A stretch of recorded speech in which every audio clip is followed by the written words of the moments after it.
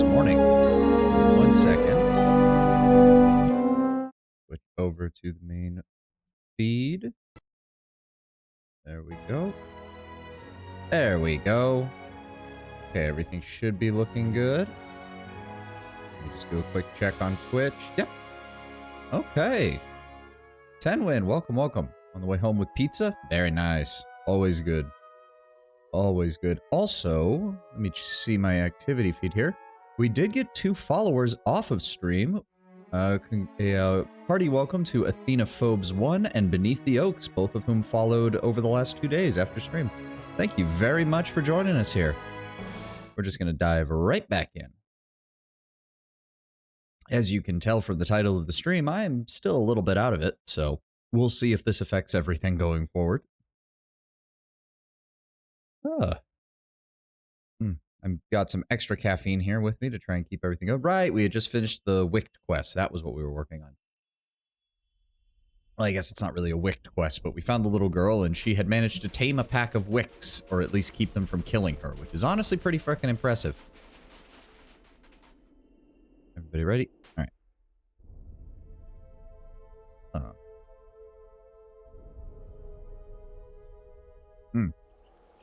I can already feel more fatigued than I normally am. I am really sorry if this impacts today's stream. I did not get much sleep last night.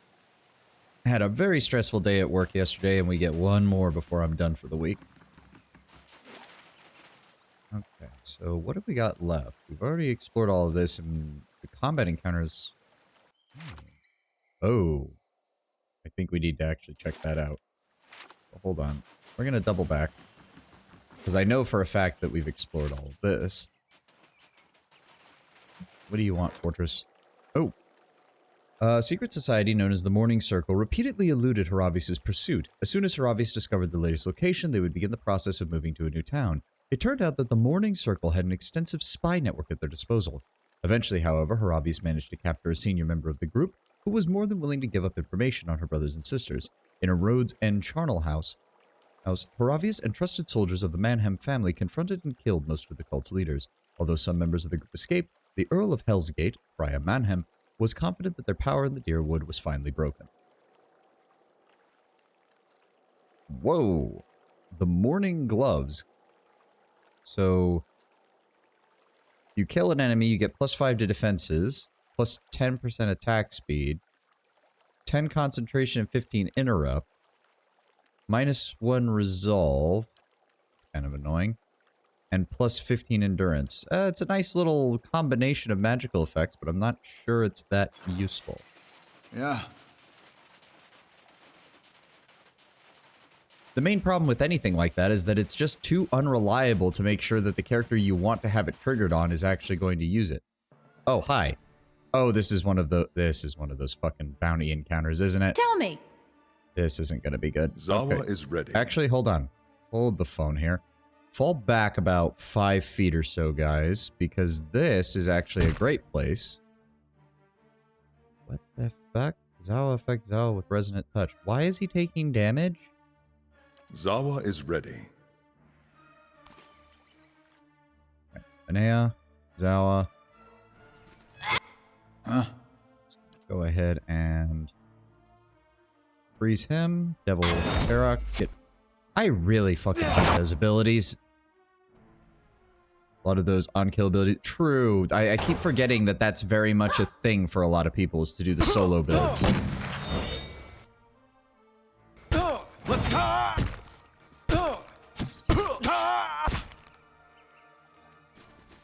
I could definitely see how on a solo bit run that is way more useful. Ooh, exceptional crossbow, fine padded armor, and some money. Margaren's fire casts light in dark places.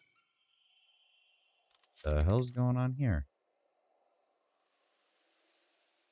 There's a bear Found up something. there. And a bunch of traps. Oh. Well, so much for that. Fuck. Okay, hold on. Maneha, go here. Zawa is Zawa, go ready. wide. Right Devil, here. go here. Give me a buff real fast. Yeah, when it's guaranteed that you will be getting the kills, it's probably really good. And I'm assuming you need as many buffs as possible. Why did I run through the trap? I told him to disarm it. Give me abounding missiles. Uh-huh.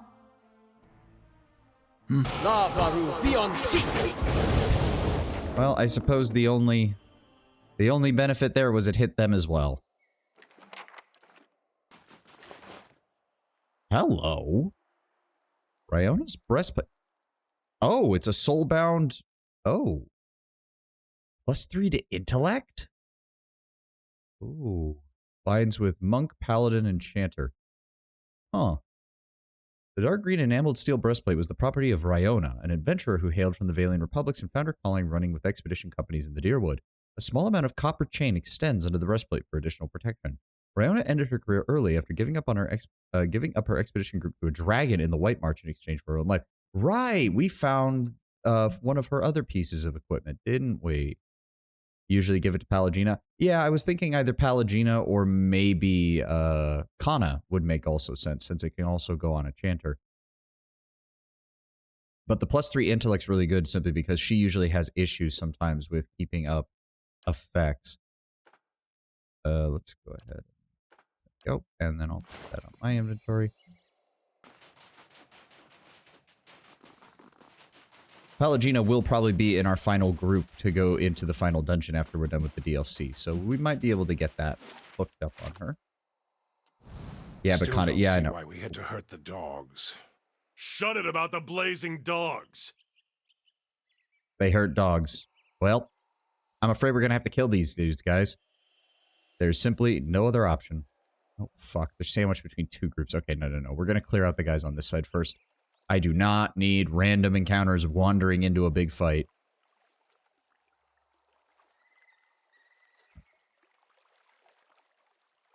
Ice blights. We should be able to handle this. I'm here.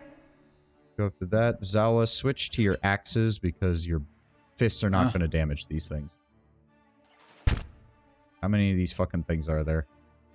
Oh shit, hers isn't going to work either, is it? No, because it's crush damage. Okay.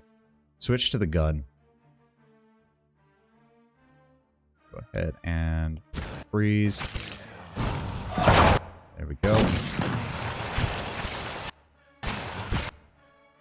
Keep refocus on that. Zawa's helping me with this. There we go. Nice and simple. Nice and simple. Switch back to the melee weapon. Switch back to the fist, Zawa. Thank you very much. Got me the nice blights. Nice and slow. Okay, is there anything else down here we're going to have to worry about suddenly appearing and attacking me?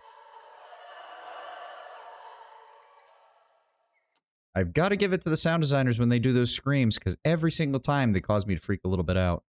The upper edge of this engraved slab has been worn smooth by the hands of travelers eager for some good luck. Why is it getting louder? Oh, that's why it's getting louder. These glyphs seem similar to those seen in the battery, but they're too worn to make out. Oh dear, why are we facing this thing here? Hold on. Not immune to paralyzed. Okay. Greater Ice Blight. Alright. Okay, he's immune to slashing damage, so we do want Zawa to go after him then. Ooh. Strange that we don't have her stats finalized, but okay. Yep, immune to ice. Immune to bleeding or poison? I can't tell what that is. God, that voice is just creepy as fuck. Give me... Uh-huh. Okay, she's gonna go after them. We're gonna paralyze that one. Zawa, go after them. Right Devil here. of Carrick, swing wide. What? Give me a buff. Oh, drop out of stealth, please. God damn it. Oh, that's a lot more than I thought. I'm here. Right here. Zawa, go ahead and increase your speed. Come on, attack him. Aloth, give me bounding bolts. Go after him. Give me another buff on our front line, if you would, please. It is no Come Right. Oh shit, they can't fight those. Fuck. Zawa, switch to that. And you go after the Earthblight.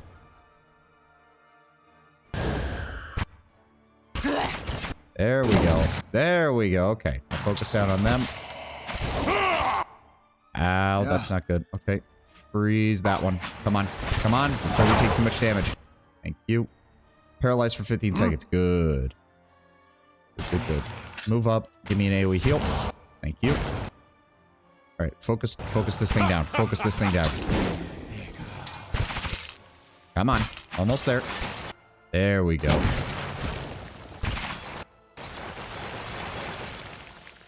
I don't like that sound effect. It tickles my brain in the exact opposite way. You're officially in your office chair. Welcome back, Tenwen. Hope your office chair is extra comfy and your pizza is extra tasty.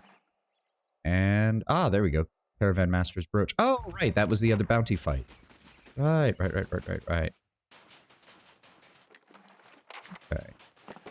Got everything from there. What seems like half a mountain's worth of snow has tumbled down across the trade road, blocking further passage. Yeah, that's gonna take a while to get cleared. The pale, rough stone doesn't resemble any other formation in the area. Hey, welcome. Emizaquil.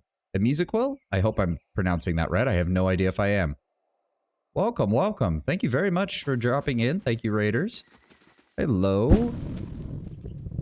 Localmoron_off-tst is now aboard.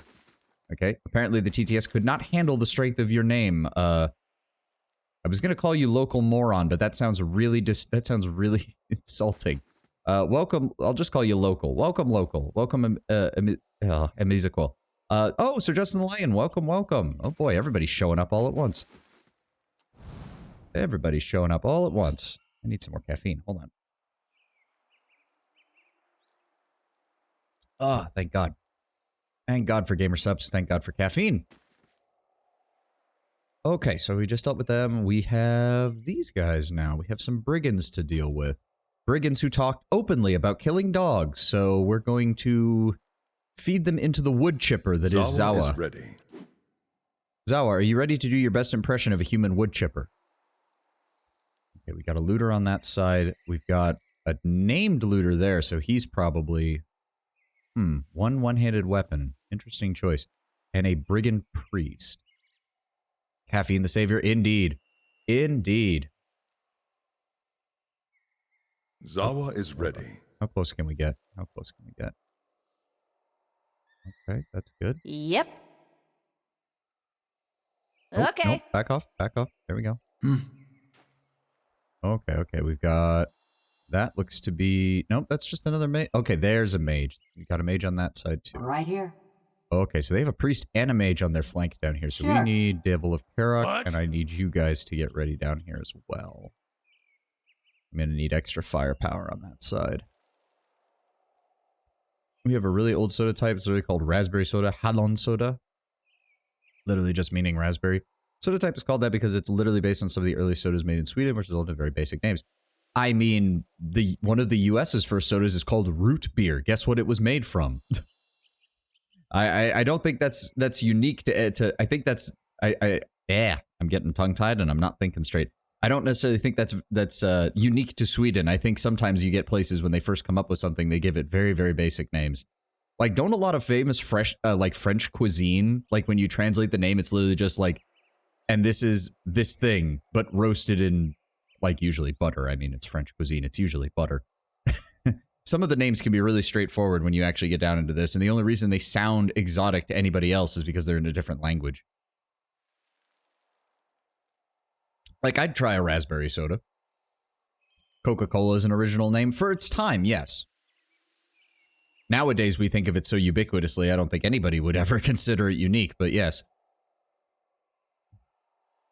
Oh, right. Right here. Sorry, brain is getting distracted again. Can we open up this fight? Yes, we can paralyze all three of their spellcasters. Can we? Right there. There we go. Zawa is ready. All right, everybody else drop out of stealth. Maneha, you're coming up here with me.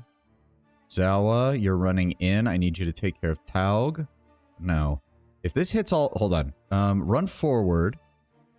But let the spell go off first. If it paralyzes all three of them, we'll send him in for the priest and the mage alongside Devil.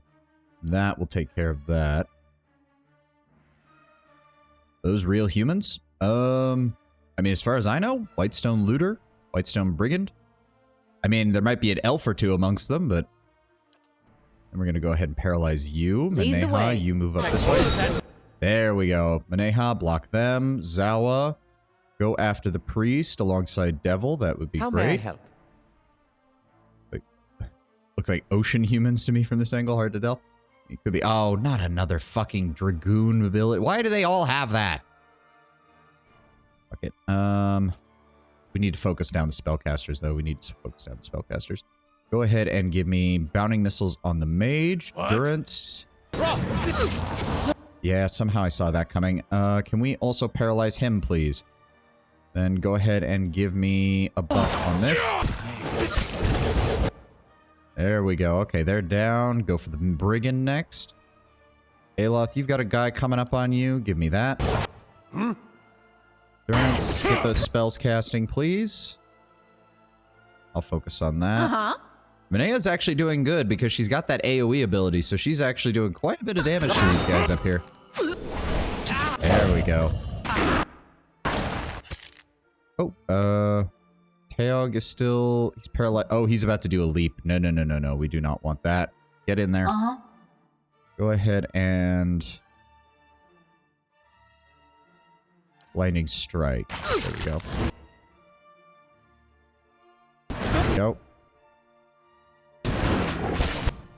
Hey, we summoned up some undead. They can go help Maneha while I go deal with this looter. Oh, he's still alive. Why did I think he was dead? I'm an idiot. Ah, you Dragoon jumped into death. Thought your teammates were human because you keep talking like they're real. I'm so sorry. Oh, no, no, no. It's okay. It's okay, local. It's okay. I didn't realize that was your question. But no, these are all NPC companions. I'm very big on CRPGs. That's pretty much what I've been streaming for the most part since I started earlier this year. And yeah, no. But I really like getting immersed and throwing myself into the world. And the world building in this has been great. And the NPC companions have been really good with their quests. The only one that's been kind of a disappointment is Maneha, but we've had her the shortest time. And quite frankly, her writing just, in my opinion, hasn't been as good. I'm hoping, since she's mainly meant to be used in this area and in this DLC, that we'll get a little bit more from her. I mean, I'm hoping. What else? Oh, Devil, you come over here and help. He's still under attack there. Durance, shoot him with a shotgun. Thank you. I expect a tier list of characters. I mean, VTubers do a lot of different content. I mean, I could always do something like that. Oh, maybe... Oh, actually, Tenwin. Actually, Tenwin. I've got a better idea. Instead of doing it after Pillars of Eternity, once I get my full VTuber model, and we've got a few more CRPGs under our belt, I could do a grand tier list of all the NPC companions across all the games we've played so far. I like that idea. Oh, Litter's Spell Guide. We'll go ahead and give that to Aloth. Some basic stuff, some money. Thank you. What are you a snake? Actually, no. Shoot, I don't know where I last posted it, but my concept art... Yes, Bug Monster. Thank you for getting to that, Tenwood. It is based off of a dragonfly, actually. The full reference sheet, so the picture you're seeing in the bottom corner is a close-up of the character's face. My face, technically. I haven't decided how in character I'm going to act once I get the full VTuber model. But regardless, this is just a close-up of the face. The mouth stuff extending on the side is meant more to resemble like an insect mandible.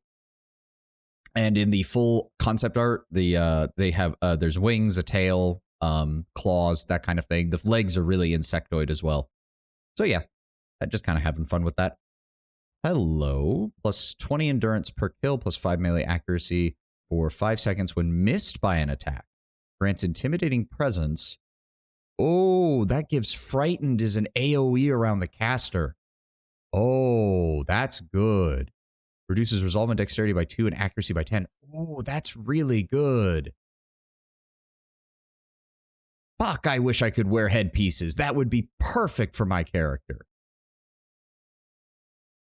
The island town of Lackland in the Dreadfire Archipelago sat in the middle of a network of wealthy port cities and received the worst elements from all of them. Gamblers, thieves, and other miscreants trickled into Lackland and ruined the sleepy village through various acts of vandalism and violence. At last, the mayor of Lackland had enough. She appointed village executioners who had standing orders to kill anyone out on the streets after sundown. The executioners wore brightly colored hoods so that residents and visitors could recognize them and get safely inside. Oh, that is such a good...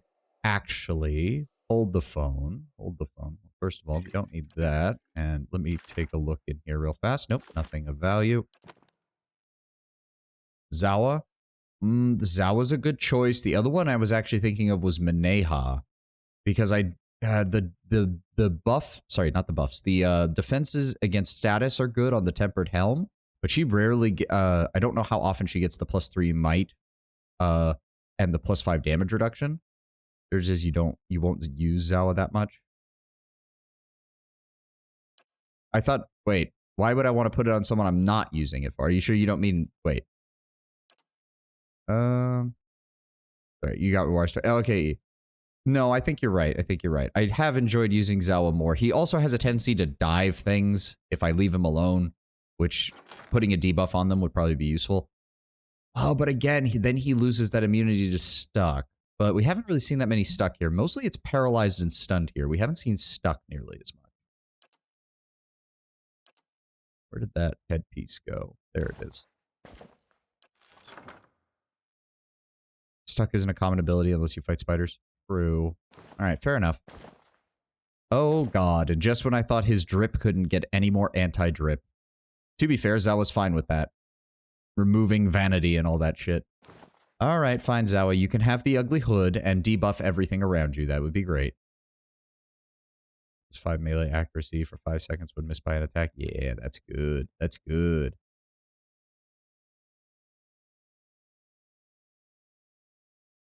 Right. I didn't even... Would that even be good for her? Probably not. I mean, the +4 dexterity is not actually. Ooh, actually. Hold on. Resolve, might, constitution. Could swap out the Ring of Thorns for something else. And then put the... That's dexterity +3. This is dexterity +4. That gets me additional lore. Also grants me carouse, which fills quick items with spirits. I don't know. Oh, +1 constitution for 300 seconds. I mean, eh. But what would I replace the ring with if I really wanted to? Busting wounds. Fortitude save wouldn't be the worst. It occurs to me overseeing might work as well, because I actually have some decent AoEs on this. We'll keep it in mind. Maybe something to do towards the end of the game. It might be worthwhile. Also, I completely forgot that this thing... Oh, right. That's the one with the NPCs. I'll figure out if we're going to actually do that one just for shits and giggles. Just going around killing all the annoying fucking characters that you think are interesting to talk to until you realize that they're just fucking nothing. Interesting. There was no... Hold on. I want to sneak back up there 1 second. I don't know if I encountered everything or not up here. Yeah, we killed the bears. I didn't know if we snuck or not. Nope, there's nothing. Okay. I'm just being paranoid. Let me take a sip.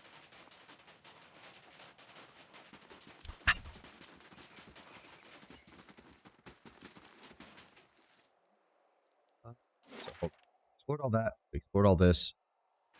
Oh dear, is this is going to be that farmstead we were told to go check out that the guy sent the I know they're class-wise they're a paladin, but they're like a mercenary paladin, so they don't really give a shit. The Bleak Walker, I think, was what he called it. Oh god, this dude went to town on this place. Embers still smolder in the blackened ruins. Found something. And there's something hidden here. Oh, hello. Oh. Oh, it's just suppress affliction. God, we find so many of those. Apart from a few flecks of soot, the supplies in this cart are untouched. Anybody left? Oh, that's not very good. That's not good. Costa? Wait a second. Why do I recognize that name? Hello? It's bad days coming, I'm telling you. The pair look up as you approach. What the? Oh, begging your pardon, Lord. The villager shuffles to face you. What happened here? We noticed some of Hadi's goats wandering loose, and when we came up here, we saw some suspicious folk leaving Hadi's house. Looks like they torched his barn. Why are you standing out here, then? We were worried there might be some of them still inside. We're goat herds, not warriors. Suspicious people. Not just looters, I mean. They were armored up like for battle. And mean-looking. Karen's got something to do with it, I just know it. Well, unfortunately, I think I know what happened here. They aren't actually mercs per se. There's a mercenary paladin order specifically. Bleakwalkers are a knightly order specialized in brutal warfare, specifically done to terrorize people into peace. To the degree where you even refuse to stop a quest if they agree to it because it leaves hope that you can break, that Bleakwalkers can stop. Oh, so they're Night Lords. They're Night Lords before the Night Lords went completely insane. Oh, local, I'm really sorry. I completely missed that message you sent. Local, if you're still here, we can't wear headpieces because my character is a specific race that has these weird things on their head, and that makes it so that I can't wear headpieces. But I get unique effects as well. It's just that Executioner's Hood would have been really good. More or less, yes. Yeah, so yeah, they're basically pre-Conrad Night Lords, where they were at least still, there was at least still a understanding of why they did things, rather than just doing it for shits and giggles. It's just a shame it happened to Hadi. Still don't think it's bandits, but hey, have a look and you'll know for certain. Whew, good thing I sold most of my jewelry. They are useful, just not pleasant. Yeah.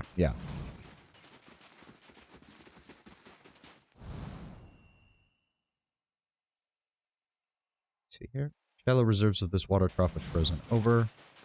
Is there anything? Hold on, there's a little section near the barn that we haven't explored. Let me check that out before we go inside. What is this? This pale rough stone doesn't resemble any other formation in the area. Oh, there's more. Hold on, there's more dudes up here. Oh, there's the Lagufeth. I was wondering when these sons of bitches would show up again. It is no Okay. Fuck you. use. Zawa, where are you? Go after the Lagufeth. That is... Holy shit, how many of you fuckers are there? No.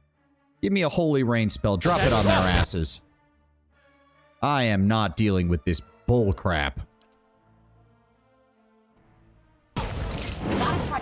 There we go. And somehow I got paralyzed as well. I was too close, wasn't I? Yep. Ow. Please. What? Why is he stunned too? What the fuck? Go for the faster. Go after the Lagufeth. How may I help? Bounding missiles. Lavaru, be on seek! Oh, god damn it. He missed it by like a second. And somehow I'm dead. They're all paralyzed. How the fuck did I die? Also really fun to play as it motivates you to go cruel aggressive as their favorite disposition. Their disfavored disposition is diplomatic and benevolent. How may I help? Yeah, I mean, I can see how that would be a problem. Wait, you didn't cast the spell yet? What the fuck? Where is all this damage? They were all paralyzed. Where did the damage come from if they were all paralyzed?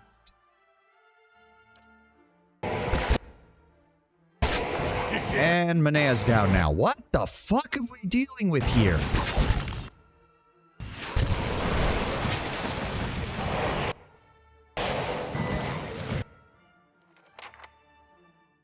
Zawa is ready.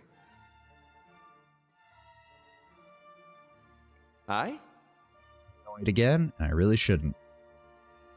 Those guys are taking damage. Go ahead. That. Lavaru, be on seek! Aloth, please kill them. Please. Aztec birth and rock. Thank you. Go ahead and do that. Zawa, Zoa, is ready. switch over to the axes. You start attacking. Thank you. How may I help?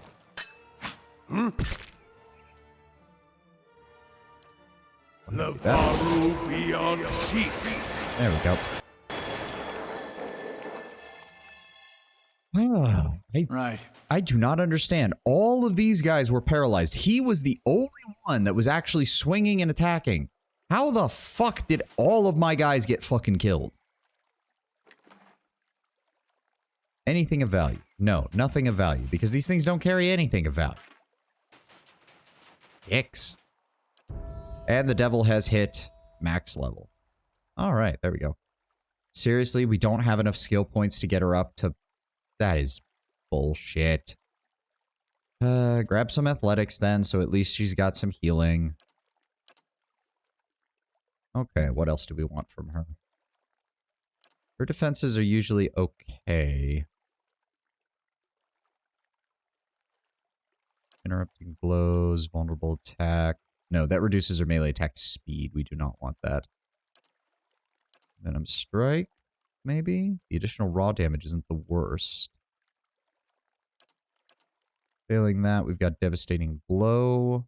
Accuracy versus deflection, plus 5 accuracy, plus 50% damage, plus 50% damage by percentage of endurance lost, and an additional 2% finishing blow damage on top of that, thanks to the effect.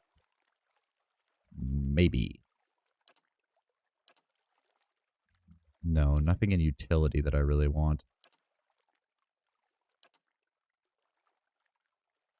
No, there's no point in that.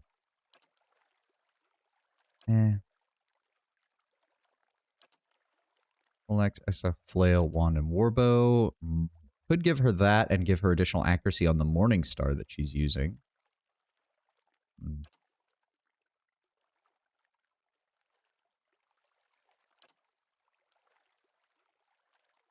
You know, I like the idea of having some additional raw damage on her. I'm going to take the Envenom Strike.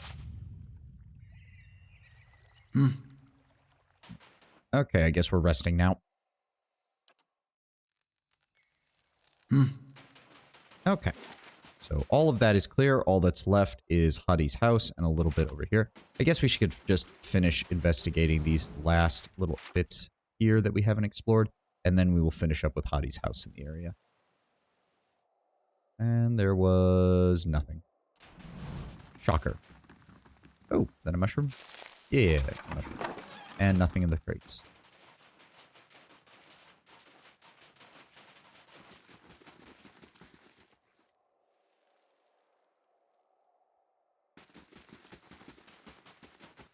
Oh boy, I've got a bad feeling what we're going to find in here. Quick save. Pop open the door. Let's find out what happens. Oh, he's already dead. God damn it. Okay.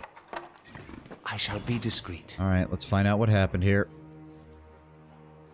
Someone has torn away several pages, leaving bloody smears behind.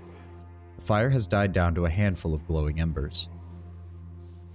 A bloody thumbprint marks where someone pulled away a piece of bread. Durgan copper bracelet, some grains. Well, he tried going for a pistol, which means they definitely fucking killed him. Coins. The dead man's sprawled position gives you a clear view of the sword wound in his back. The smeared, drying blood around him has not yet faded to brown. Read his soul. You hear a groan, low and pained, and turn your head to see. There's a dull pain in your skull. Your vision swims. A harsh grip on your arm bears you upright on your knees. Oh, we're getting the full thing. We don't have anything worth stealing. Elwina's voice cuts through your sluggish thoughts. You look up at the armored man seated at the table, your stomach nodding with dread. No, you don't.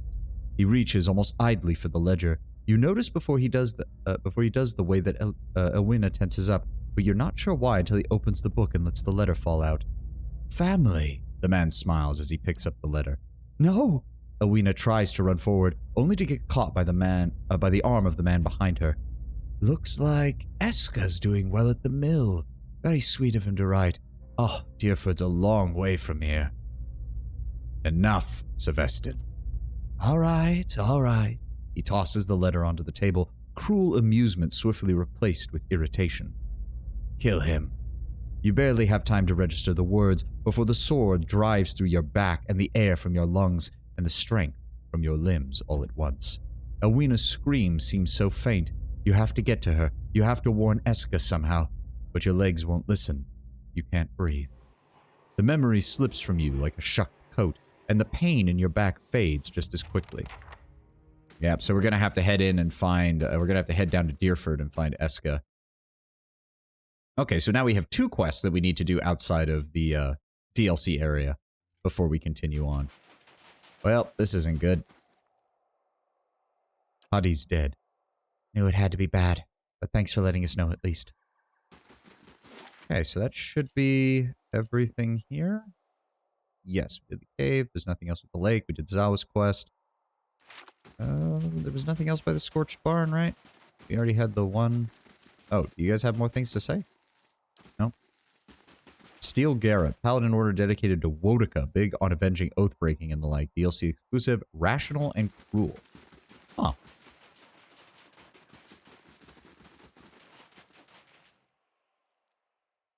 Unique to the sequel, not DLC exclusive. Ah, okay. I mean, that kind of makes sense. It would be a little weird to be playing a Paladin of Wodaka in the first game. I missed your large message, sorry. Paladin Order, shield bearers of St. Elka, diplomats and bodyguards, diplomatic and honest. Kind wayfarers, lawful good character, the classic knight in shining armor. Yep, we've seen them. Benevolent and passionate. Gold pack knights, pure mercenaries, taking contracts no matter what for good pay, rational and stoic. Bleak Walkers, as already explained. Yep, Darkosi Paladin, Old Valian Paladin Order, the oldest in the world, clever and passionate. Okay, okay. Makes sense, makes sense. So, yes, we have 1 encounter in Deerford Village now to get to, and 1 down in Searing Falls. So we're going to take a quick stop off at Caed Nua on the way back, get our good resting bonus, and then go from there. Oh, thank you for more caffeine, game. I must say, I'm impressed. Anything? Nope. 1500. What's this? Nope. Nope. Nope. Okay. Go ahead and give me a resting bonus. We'll take the 3 might. Always useful to have more damage. On some level, you could argue that the rest in Stalwart is a tiny bit better, as it isn't just 1 set. That is true. That is true, but this one's free, and I like having just the raw damage. But you are correct. The one in Stalwart is honestly really, really good. It's, what is it? +2 to Dexterity, +2 to Constitution, +2 to Resolve, I think. That's +6 stats across the board. That's really fucking good. Actually, before we go anywhere... If you say so. Let me grab Pelagina, Adir, and Grieving Mother real fast. So that I can... Adir, my dude. Put that on you. We're going to put that on you. And we're going to put that on you. Hold on. Let me see here. Ooh. She doesn't have any intellect bonuses right now, does she? No. Okay. So at least that's not going to overwhelm that. Recovery speed goes up slightly. She loses the retaliation and the resolve that I put on there. Which is unfortunate, but I do want to see how this works out on her. Also, that looks bitchin' on her. Holy shit. +2 might, +2 constitution, +2 dexterity. Ah, you're correct. You're correct. I must have been thinking of a different one. Oh, that looks so good on her. Oh, that looks so goddamn good on her. Go ahead and bind that. Yes, please. Travel to the Woodend Plains and defeat the Bleak Walkers. Ooh. Well, we might do that later.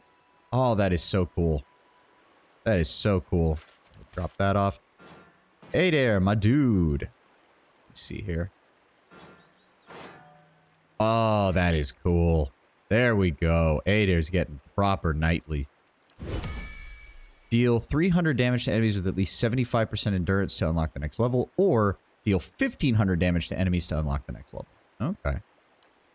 And finally, Grieving Mother. Gonna go ahead and give you the unlabored blade. Go ahead and bind soul. Deal 100 slash damage to enemies with the unlabored blade to unlock the next level. Okay.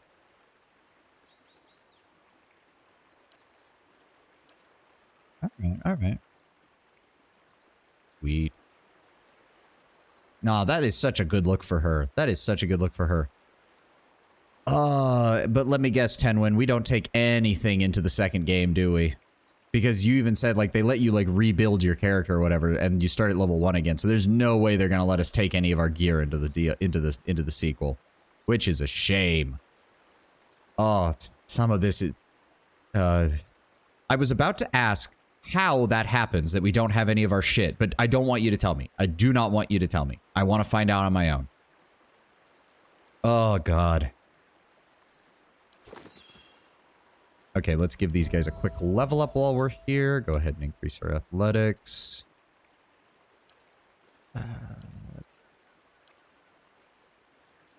Some pieces make Easter eggs, but that is not too important. Yeah, I kind of figured. There's nothing really... I feel like that's really good on anybody that you have as a frontliner, just because you will start to flank enemies for them at some point. I feel like that's really good. Failing that... Flex, Estoc Flail. Did I already give her the one that gives? No, it'd be Soldier. Let me enchant the kinks out of this sword. I want Pelagina to step on me. Shut up! No. Pelagina doesn't strike me as the stepping on kind. She strikes me as the, slowly wraps her hands around your throat and squeezes slightly. She seems like she'd be more willing to indulge in breath play, or that someone would want someone to wrap her hands around their throat or something like that. I don't know why. That's more the vibe I'm getting, but you're not far off. You are not far off. If any of the... Oh, right. We were gonna to... She would step on you, just not in a sexual way. Exactly. For shits and giggles, right. I gave her the anti-vessel ability, and now I'm also gonna give her the anti-spirit ability at max level. So she is definitively our anti-undead in all forms. And Ader doesn't have enough skill points to level up anything, so we'll just grab survival. And... yes, we'll grab, I don't freaking know. There. That way they're all used up. We'll also take the bonus knockdown for him, since that's one of the only ways he gets to deal a lot of damage. She can go ahead and grab another rank in stealth.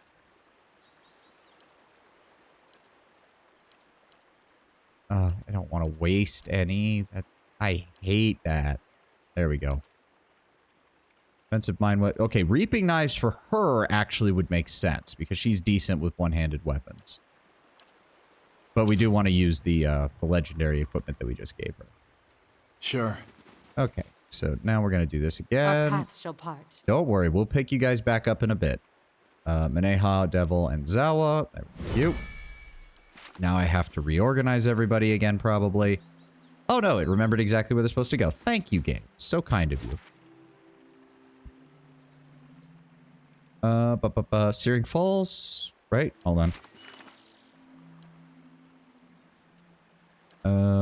Fight Eska, that's in Deerford. Return to Rosie. Kill Roadwith at the Searing Falls and take her head. Yep. And hey, it's Magrin Priest, so Durance honestly probably isn't going to care because he'll probably take it as a, if they die, they were meant to be killed by you in a trial, and they were unable to fulfill what they were supposed to, yada yada yada. Oh, what have we got here? Odina, oh god. Odina Fergust, a hero of the Saints War, has arrived at the Stronghold. She has asked for an audience with you. Okay, we got plenty of time, so we'll finish up down here and then we'll head back up the gate. Okay, where is he going to be hiding? Or she. Where is she going to be hiding, I suppose? Are they going to be in the middle? That would make things really easy. Yep. Okay, okay. Okay, so I should expect lots of fire damage, I'm imagining. Hold on. There are multiple ways into this centerpiece. Yes, let's see which one might be a better choice as far as entering. I would like to hit their back line as quickly as possible. I don't want their priests just spamming spells at me. Okay, so there was a soldier and a priest on this side. We've got 2 soldiers on this side. Got 2 other entrances we can try. Let's keep probing.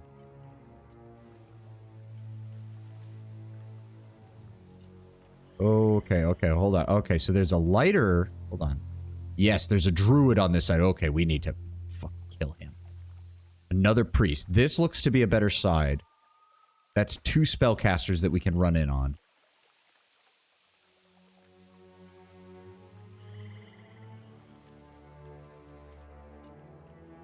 Oh, god damn it. It took off their fucking resting bone. Oh, whatever. Fuck it. And then lastly, we have this side. What have we got on this side? Oh, okay. Hold on. Okay, priest and priest again. Okay, so it looks like we've got at least 3 spellcasters, at least 3 meleeers, but I didn't see their leader anywhere. Which means she's further inside the group, which means there could be more. Alright, I'm thinking this one works. It's also the narrowest of the 3, I think, so that might actually help us. Alright, turn off the fast mode. Zawa, Zawa, switch back to your fists. You're better with those. Lead the way. So we can definitely get up to here. Nope. No, we can't. There we go. I'm gonna move on this side. Devil, move up. Alof. You can trust me. There's... Oh, another druid. Really? They're Magranites, and they brought 2 druids? Fuck you, game. Fuck you.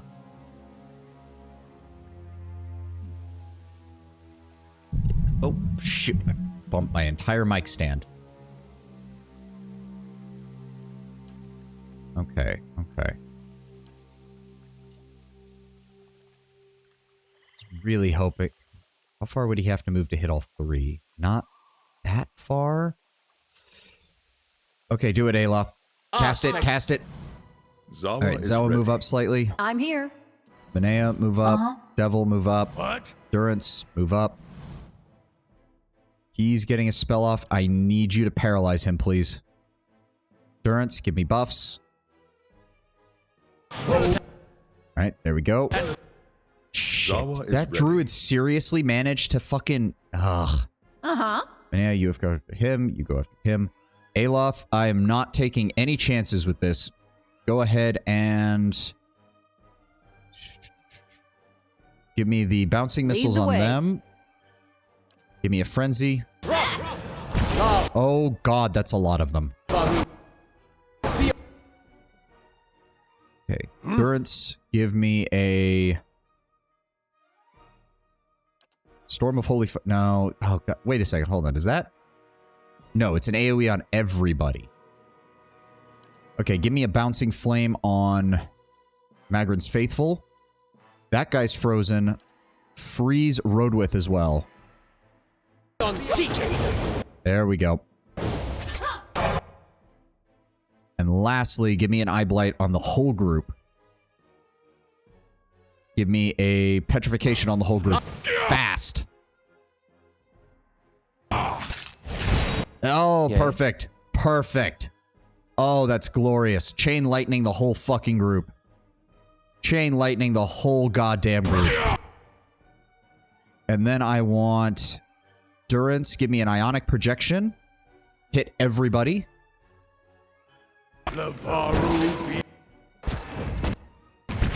Oh, that's glorious. Yes. Oh, that's glorious. Give me another Chain Lightning. Hit... Just hit him. Just hit him. Why is that not really bouncing that much? I don't like that. Oh, that's glorious. Oh, that was perfect. That was perfect. Do not let him cast that spell. Do not let him cast that spell. There we go. Gotcha. Oh, that went beautifully. How do you like it, game, when I stun your entire combat encounter in a single move? Fuck you. Oh, look at all that. Look at all of that. exceptional gear, exceptional greatswords, sabers, spears, warhammers, large shields, plate armors. Oh, the Magefolk Skull grants unbending when endurance drops below 50%. 50% of damage taken converted to healing over time. It's a head slot and gains +4 to might. Ooh. I think Maneha actually, because Maneha's a berserker, she takes a lot of damage. Hold the phone here. Go ahead and put that in my spot. Go ahead and put that there. Grab the rest. Oh, hold on. Why are you still glowing? Exceptional arquebus and exceptional robes. Yeah. Okay. So if I go to Maneha, yeah, she's got the rage bonus. She has the overseeing ring because her attacks count as AoEs. She's got the quickness. She's got perception +3, which increases her accuracy. She's got boots of speed, which help get her in the fight. She could do with a better ring. Do we have a better ring for her? Ring of protection would probably be good for her. Yes. Give me the ring of protection. There we go. That way it helps compensate for her losing some of these defensive bonuses. But we're going to go ahead and grab her this. Alright, yep, that's pretty fucking intimidating. The reverse salt pepper. No, sugar. Sugar. We're feeling really sweet right now, Tenwin. Come on, man. That's the opposite of salty. You want sugary. You want sweet. Yeah. Oh, that's good. What is her might stat at? Oh, God. Okay, yeah, that's good. Oh, the only real problem is her dexterity is so low. So low. But that's what the frenzy makes up for. God, that's good. Now she's a proper berserker. Now she's a proper berserker. Alright, I think that's it. Nothing new to report. Alright, thank you. Thank you kindly. Oh, it did occur to me. I think, yeah, she's the only one gaining experience, so I guess the next time we gain experience, I'll have to check to see if it's still splitting it up. She is Skeletor.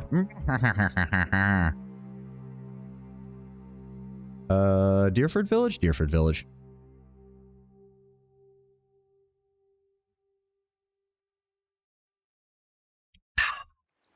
Oh, thank God for Gamer Subs. One day I will have a sponsorship from them, and that would be pretty cool.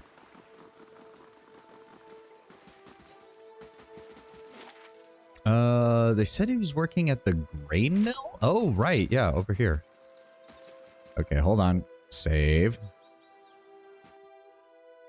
Why do I have a feeling this is not going to be the last person we find dead? Oh, no, we actually managed to catch them. Put the blade down, boy. You scarcely know how to hold it. Help me. Help me, please. They're insane. One of the paladins takes a step to the side, swiveling to face you and Eska both. He sizes you up with a lazy sweep of his eyes. And I say, hey, yeah. That's a good video. That is a classic meme. Classic. Who's this? Oh, the foreigner. Well, you'll have to wait your turn. We have a contract to wrap up. I saw some of your handiwork in Whitestone Hollow, Sir Knight. You hear Eska gasp. Seveston glances at him, a quiet smile forming on his face. Aye, nasty piece of business that, but it's what the client wants. Eska here can tell you, Kithup and Stalwart love their petty feuds, forever at each other's throats. Add a little Durgan steel to the mix, and a great many jealous neighbors. But if a nice family like this one ends up on pikes, well, maybe they'll all sit down to discuss things next time around.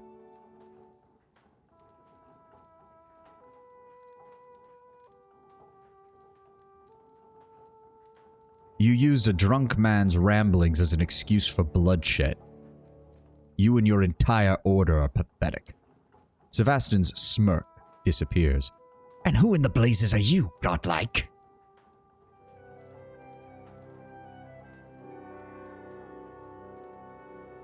I mean, that one is definitively wrong based on what we know about the Bleakwalkers. That is definitively wrong.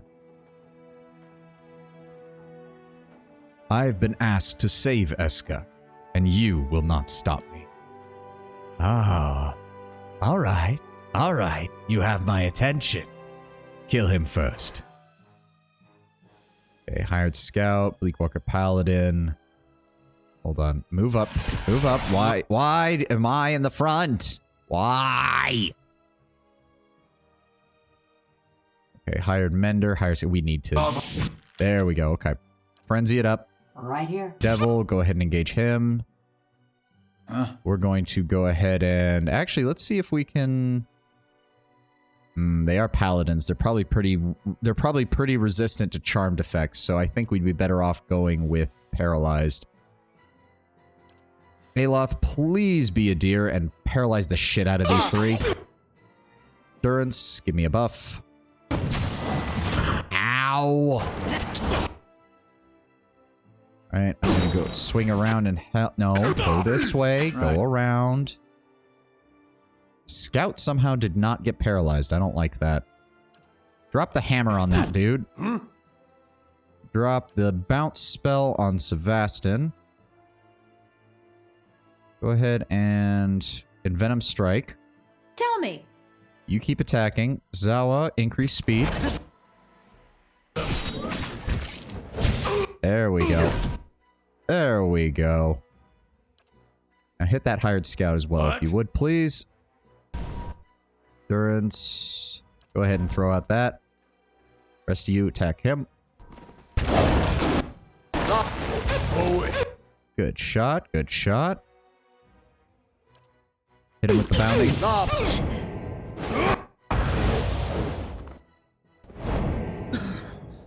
God, I love that hammer. That hammer is so good.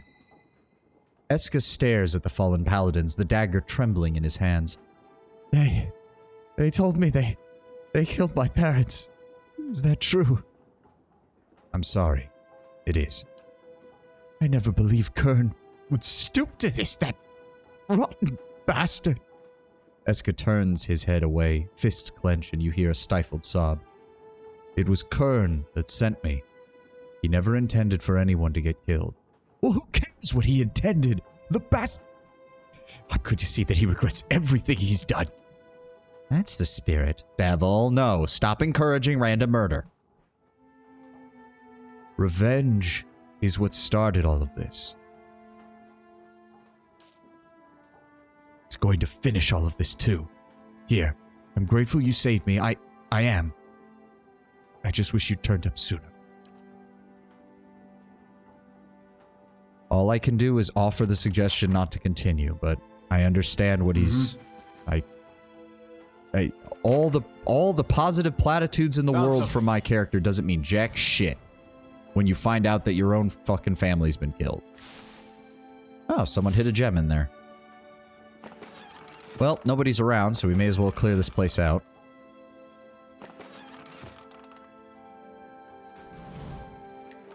Alright, anything of value? Wow, minor bracers of deflection. We outstripped those a long time ago. Ooh, +4 resolve, and it gives a clear out on a per rest. Oh, I was hoping it was per encounter. These were commissioned for the commander of a company of Bleakwalkers during the siege of Palente. He sent word of his impending arrival and warned that if the gates of the keep were not opened by the time he arrived, he would slay every man, woman, and child within. Oh yeah, we're getting real Night Lords up in this. Well, it's like Night Lord style, but mixed with World Eaters, because it's less the sadistic level and more just the brutal, the carnage level.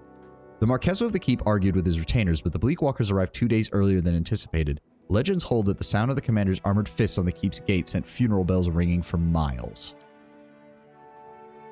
And minor gauntlets of accuracy, which are basically useless. And that's it. The resolve +4 is nice, though. But I don't think anyone... The problem is resolve is purely a defensive stat. Concentration, deflection, and will. Yeah. But it is good for a lot of stat checks. So, we'll keep that in mind. Okay. Mixture of Night Lords, World Eaters, and a tinge of Iron Warriors. Yeah, that's kind of the vibe I'm getting. Brutally pragmatic. What was it like to have your soul thrust into a cold metal vessel? Bend over and I'll show you. You mistake, Zawa. I admire your pain. It is unique. A beautiful gift. Says the man who's too far gone to feel any. Yeah, Zawa, you're barking up the wrong tree there, buddy. I'ma just say it. You're barking up the wrong tree there trying to claim that that's some kind of good thing or unique thing. Like, Devil is not in the mood for that shit. Absolutely not. Oh, before we go, hold on. Bring their head. Yep. Bring the brooch. Yep. Return to Rosie. Yep. And return to Kern. I think that's everything that we were missing out here. Iron flail. Yep. Okay, sweet. Sweet, sweet, sweet. Alright, let's head back on up to Stalwart. Yeah, it's like Night Lord ideals of terror mixed with World Eater's willingness to engage in bloodshed, mixed with the iron pragmatism of the Iron Warriors. It's an interesting idea because it's a very... it's much more fitting to the traditional Blackguard from D&D 2nd Edition, which was like the lawful evil version of a paladin. Without descending into the mustache-twirling insanity. And a bit of that Iron Warrior pettiness. Yes, yes. Oh, right. Rosie should be over here. There we go. Andra, bless you. Myla's back. Rosie's wind-chapped face is puffy, and her eyes are red. And that girl's not leaving my sight for a week. She glares down at Myla and clears her throat loudly. Myla shuffles forward and speaks in a tone of recitation. I'm sorry for all the trouble that I caused. And thank you for bringing me home. I promise not to wander off again. She glances up at her mother, and when Rosie nods, Myla gives you a handful of warm, sweaty coins. There's no need for that. You keep it. Myla looks back up at Rosie, who nods. Thanks, mister. The girl pockets the grubby coins, still not looking up at you. When Rosie glances away to exchange pleasantries with another of the villagers, Myla looks at you shyly and whispers, Thanks for not killing my friends. I found a bubble hat back in the woods by the roots that look like the dragon tails. I tried to put it on, but it was way too heavy. She glances back at Rosie, who's still distracted. But you can have it if you want. It's still there by the roots. You told her she was playing with wicks? I mean, given what we've seen so far, she'd probably scream her head off and want to ground the child for the rest of her life. Oh, shit. Oh, fuck. I almost forgot to go back to the... Shit.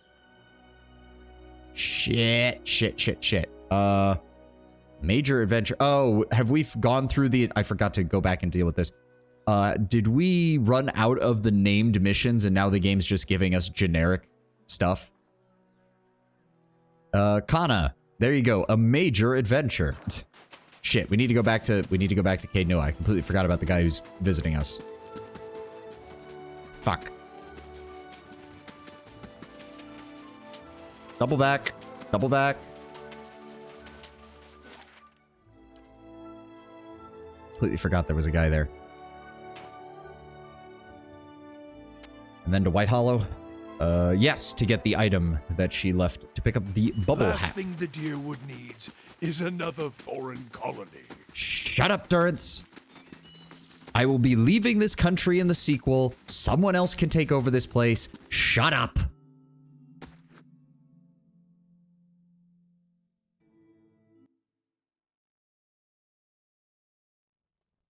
Every time he says that. Odina Fergus. There we go. My lord, I don't wish to trouble you, but I could use your help on a personal matter. Well, let's hear it.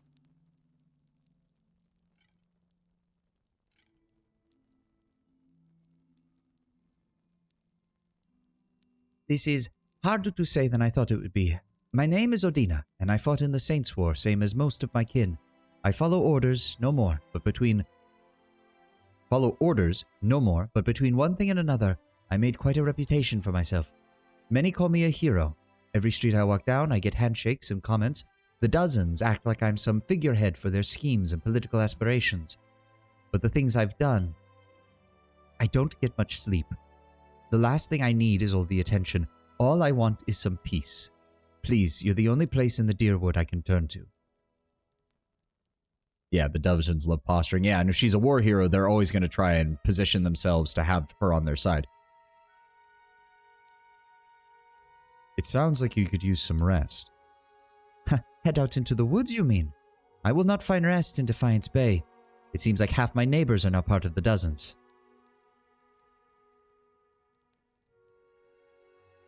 Oh, really? If we had positive reputation with them, we could probably get them to leave her alone. The treasury of Caed Nua is more than overflowing right now. Here. You'll be less recognizable outside the Deerwood. I'll pay for the move. Amazing. I do not know what to say, and I cannot thank you enough. I will gather my things and hire the first wagon out. Thank you, my lord.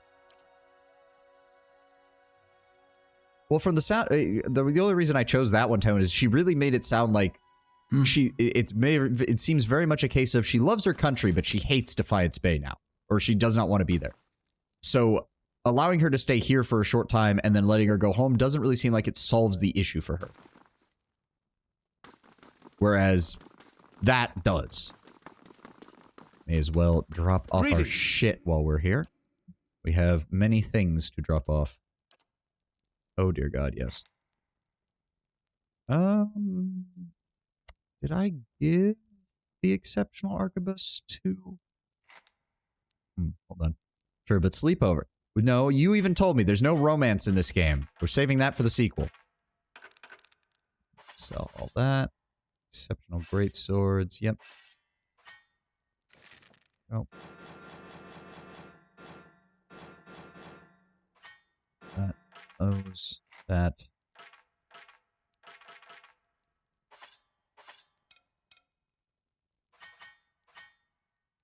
Pillow fights. I don't think Pelagina would take kindly to that. I don't think any of my companions... Well, never mind. Adir absolutely would. Adir would not mind in the slightest. We would mention pillow fights, and Adir would be totally down for it as a way to relax. Not sure about anybody else, though. Oh my God, they gave me so much plate armor. Sell off the fine stuff. Keep the occasional exceptional piece just in case. In case I decide to change anything up.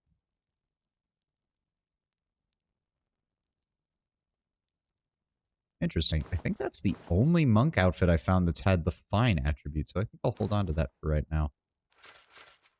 Sell those off, break those down. That fine armor can go away. I don't care about that. Oh yeah, true. Zawa might too, but he'd probably go too far. Oh, absolutely. Zawa would be the guy who, like, sits in the corner watching, picks up one pillow, nails Adir in the head and gives him a concussion, and we have to stop, like, we have to actually stop and heal him because Zawa went way too fucking far. Like, Zawa does one thing and it just derails the entire thing. Well, there we go. Another 26,000 copper. I guess we'll stock up on... Does he have any camping supplies? He does not. Oh, there we go. Just need one of those. Thank you. Just top myself off. There we go. So brings out the good stat. Oh, that's true. He would get... That's the other alternative, is that he gets high as a fucking kite before the fight, and then just... He's gone. Oh, the chest... God, I see... I keep forgetting that that chest even exists. Can't believe we're discussing the logistics of what a fantasy pillow fight would be with all of us staying at the fortress. A whole bunch of reagents. A whole bunch of reagents and some extra money. And then, of course, we have the Celebrant's Gloves, which has the overseeing effect and gives a friendly AoE of concentration and will, which is okay. And then we also have the Morning Gloves. Right. Okay.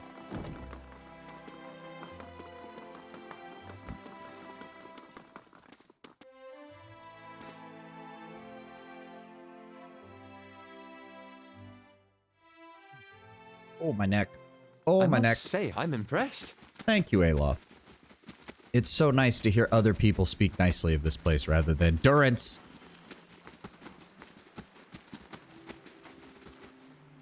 Anything else? Yep, she's gone. Good. All right, we grab our normal stuff, and we head back up to White March, and we head back up to Stalwart. Let's go.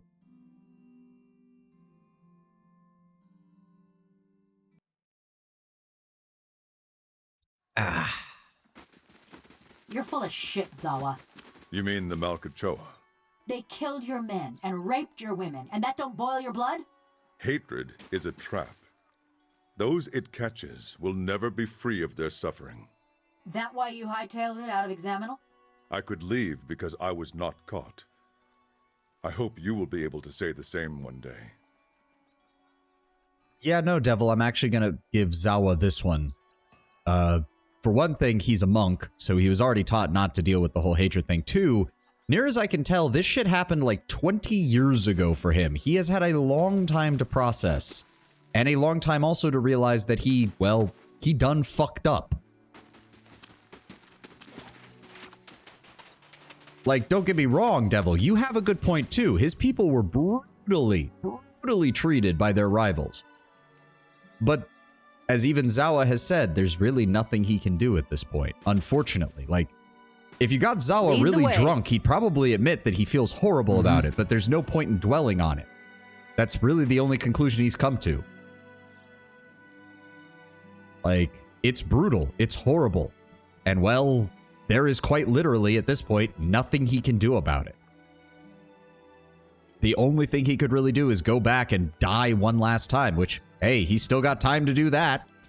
It's not like he's dropped dead yet. Who else did I need to talk to? I know Kern is in here, and then...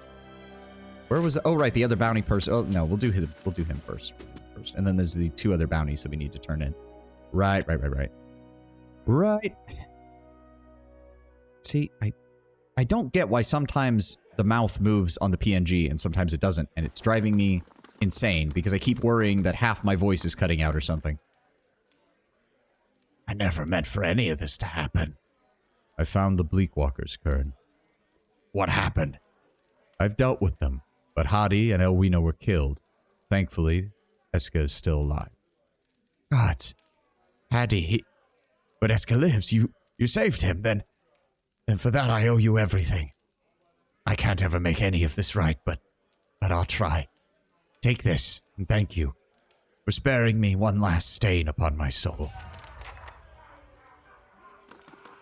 I mean, quite frankly, I don't really need the money. You'd probably be better off giving it to Eska as a way to try and undo it. Well, you can't really undo anything, but to at least try and create some recompense between the two of you. Would be to return, defeat the chieftain, and conquer their tribe, but that'd be a stretch. Yeah, I mean, I think he's accepted that that's his only option. He just still isn't quite convinced he can do that. Like, that seems to be the whole thing that we saw in his quest, which is... It's interesting because we mentioned that lying is a theme throughout this whole game. Gods lie, people lie, and that lying is what causes a lot of the problems in this world. What's interesting is that Zawa is both sides of the coin. He lied to himself about the consequences of his actions, and we had to help him face that in his quest. But his people... my conclusion based on what we saw in his visions is that there is no special power to the Anitle. The whole thing of the Anitle is just a total conviction in what you're doing. And when he was describing his fight with the Quechla, or whatever the fuck they're called, when he believed he was the Anitle, he was the Anitle, and he was untouchable.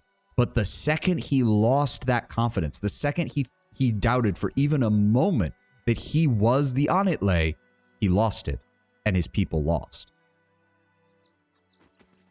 So it's interesting because it's not necessarily a lie so much as it is I guess a self-fulfilling prophecy of sorts, in which so long as he believed he was the Anitle, so long as he believed he had the strength of the Anitle, he was the Anitle. Yeah, it's literally confident enlightenment. It is both a special power and not. Yes, if you absolutely believe you are the Anitle, then you are the Anitle. But if you for even a moment doubt that you are the Anitle, you will never be the Anitle. And that, I think, is what his master was trying to show him, because his master, he even said the last thing his master kept saying to him every time he showed up to train was, "It is not yet time." And it's because every time he showed up, Zawa said, am I the Onitle, or am I ready to become the Onitle? And that told his master that he was not ready, that he was not capable. And I think his master was desperately trying to show him that, no, if you just believe you are the Onitle, you will be the Onitle. And that fits with his people's prophecies, because the shamaness or whatever even said, like, you will be the Onitle. And if he had just believed that and believed in himself, he would have been the Onitle.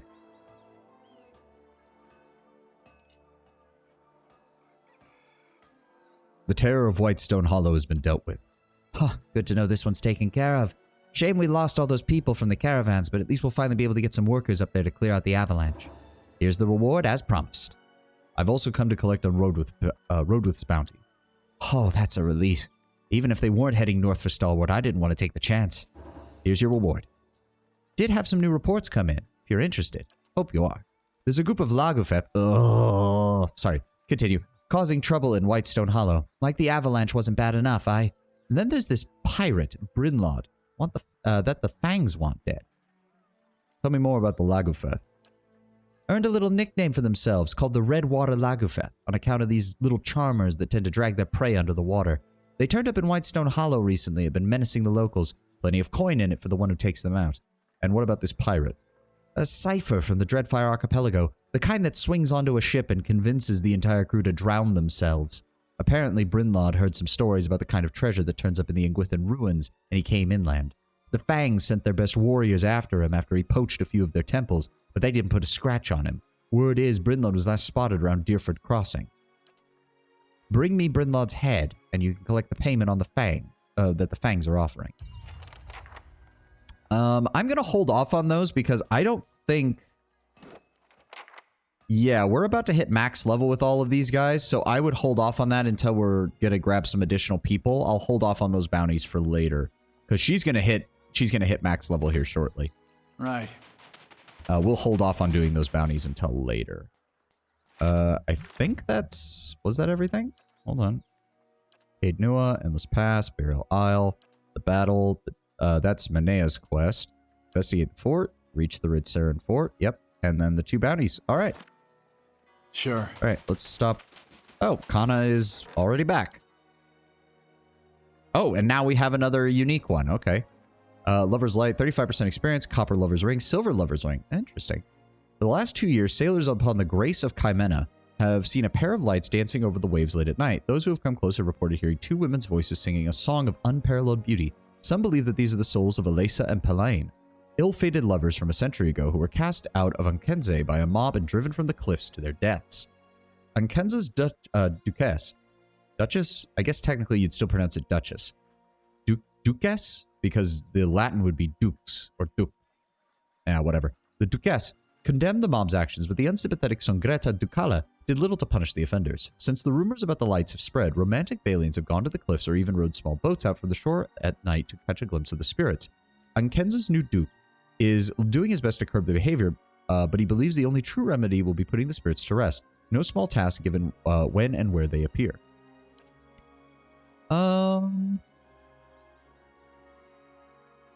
Yeah, no, we're not going to send the woman who can't have kids and has an issue with emotional attachment to go deal with the lovers. That sounds like a bad idea.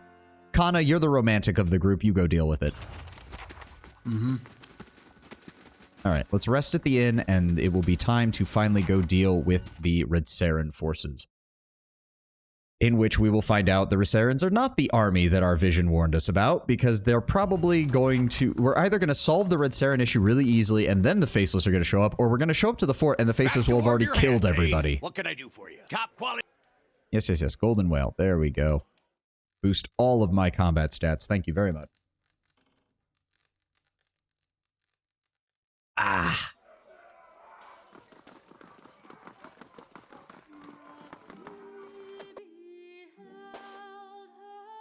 Oh, my neck. I didn't sleep on it wrong or anything, but it keeps wanting to, like, it tenses up when I turn it. It's like it's getting ready to pop and then it doesn't. And I don't like it. Okay, we did the Foundry, did Durgan's Battery. All right, time to deal with these guys.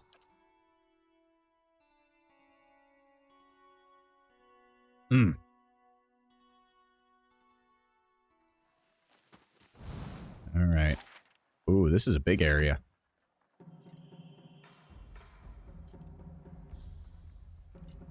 Alright, let's just start working our way around the edges. Figure out where this fort is and what we're gonna have to do in order to get in. Oh, if they have hostages. Oh, if they... Oh, dear. Shit. Okay, these guys are already... Wait, what? Hello? Oh. The soldiers watch you warily as you approach. Once you're within speaking distance, one of them gestures with a pistol. That's far enough. What are you doing here? You lost? Apologies. I didn't mean to intrude. Well, you're trespassing. Lucky for you, I'm nice to tell you so.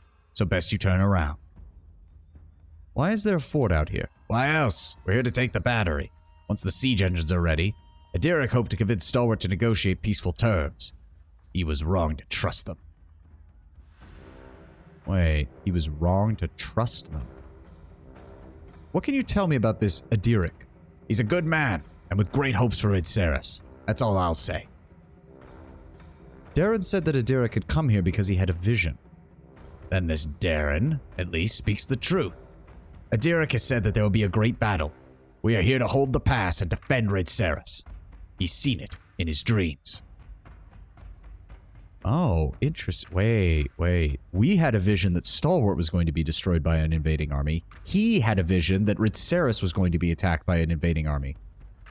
We need to try and resolve this peacefully, because I think we're going to need these guys as help.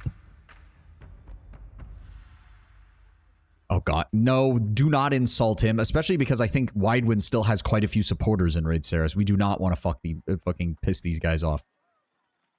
A battle against who? Who else would wish to destroy Idceris? We know the Deerwood hungers for our lives, just as Stalwart hungered for the battery. You've asked more than enough questions. Go on and get. I won't warn you again.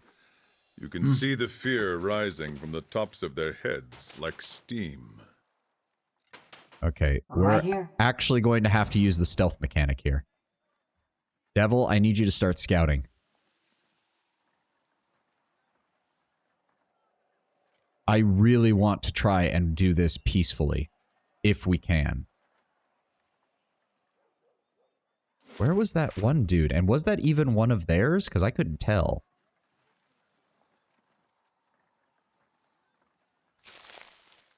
Like, if he is having a vision that brought him here for the same reason, I want these guys on our side. Or at the very least, I want them to not try and blow everything up and weaken us before the real enemy arrives. Because these Faceless, or whatever the hell that destroyed Durgan's battery the first time around... Okay, hold on. Move you guys further this way, just in case that patrolling guy comes this way. Okay, there we go. Iron Flail Soldier. Sneak around the edge here. Ooh. Oh, fuck. Damn. Stealth mechanics are not good in CRPGs. They really aren't. Ooh. Okay, there's dogs moving around. Oh, fuck. Fuck.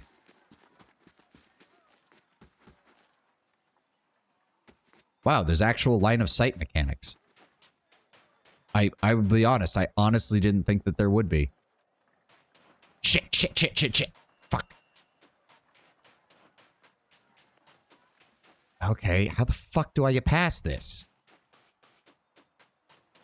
Okay, Tenwin, simple yes or no answer. Is there a way to do this peacefully? Because if there's not, then I'm wasting my time. And I don't have the streaming time for that.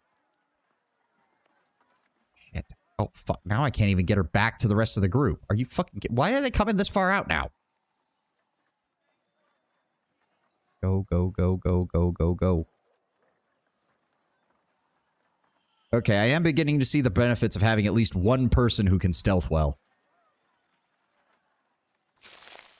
In theory, I think so, and I've never been able to do it yourself. Okay. Yeesh. Nope. Damn. Okay, hold on. Try to interact with that. These logs seem recently cut. From their side, they want... Wait, that dropped her out of stealth? Why would you... Ah! You spy archers moving along the tops of the watchtower, scanning the surroundings, and Showbreach carries from the burning pitch. Let's see what we got. Nope. Get the fuck away. Okay, at least they didn't insta-aggro. Fuck me.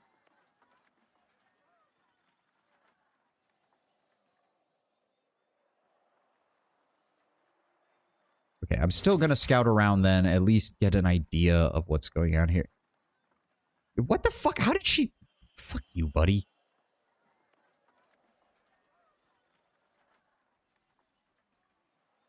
I really don't want to do this. Why would there not be a way to do this peacefully? Or maybe not peacefully, but there's no way it would be something like, well, you have to have an entire party of stealth experts in order to have even a chance of getting past all the patrols. It's like, that's stupid. Stupid. Stupid. I don't like it. Oh, shit, shit, shit, shit, shit, shit, shit, shit. Okay, fuck it. There's a secret... God damn. Secret path in the back? Oh my god! Fuck you, game! Fuck you, game! Fuck you, game! No, that is... Fuck you, game.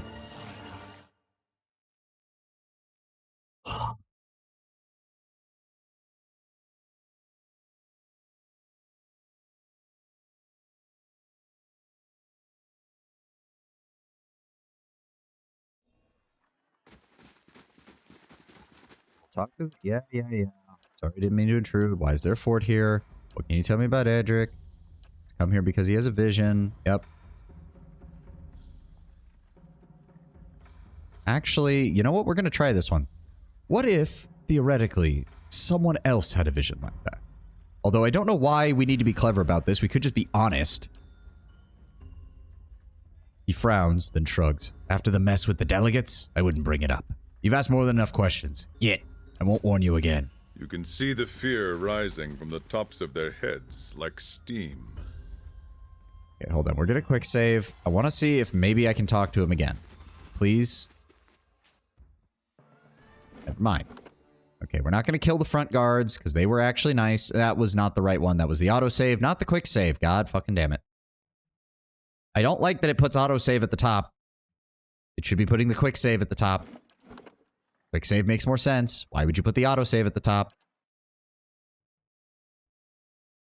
There's a secret path in the back. Again, though, there's no way to get there. There's no way to get there without killing people because there's no, like, fucking Devil has maxed out stealth and you have multiple enemies on the same patrol routes moving past one another. Like, maybe somebody with infinite time and patience would be able to do this, but I sure as shit don't. Is Beth attempted at night when the guards stay at their camp? Oh.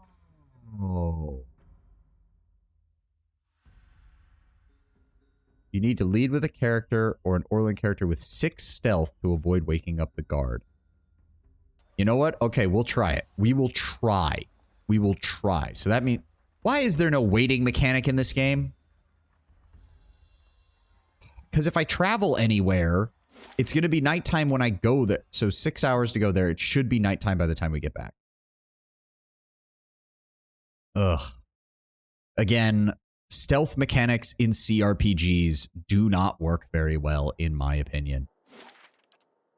Areas centered around stealth mechanics in CRPGs tend to do horribly, in my opinion.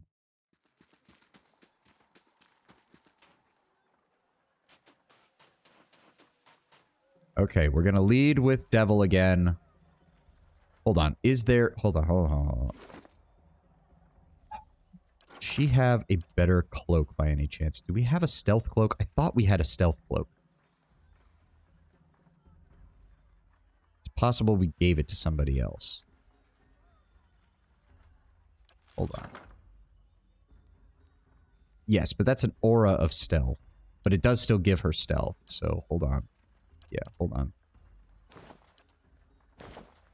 Swap out real fast.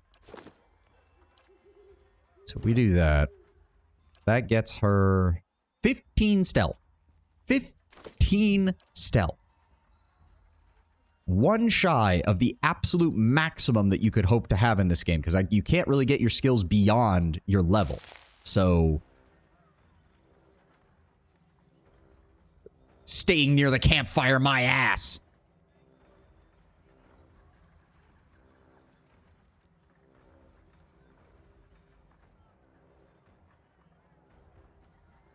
Okay, Devil's gonna try and chart out a path. Right now, it's looking like you want to stick to the right side of this. Fuck, shit, fuck. What the fuck, game?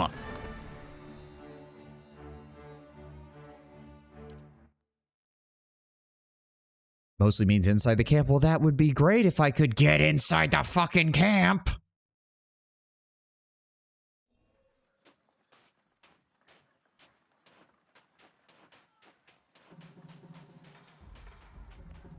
There's no way in hell I'll be able to get the non-stealthy characters through this. What the fuck, game? God damn it. What the fuck this. Nope, we're brutally murdering our way into the fort. Maybe we can stealth once we get in the fort from behind, but we are brutally murdering our way into the fort. The south works... Well, it's... God damn it, why did I save there? Okay, fine. We will try the south one time. And if it fucks up, I'm reloading and we're killing our way in. Stealth mechanics and CRPGs never fucking work. I'm sorry, they just don't. They just fucking don't. The only usage stealth really has is in setting up ambushes, because I've never seen an actual stealth mechanic work. Never mind the fact that there's pretty much no way to do it properly, because unless you have an entire team of people with the stealth skill, you're never going to be able to position the entire party the way you want. Ever.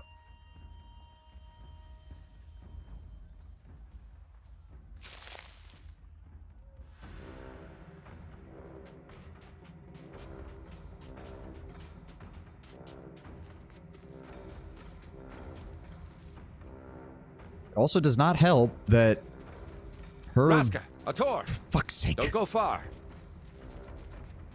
It's the fucking dogs. It does not help that my vision range is not that big.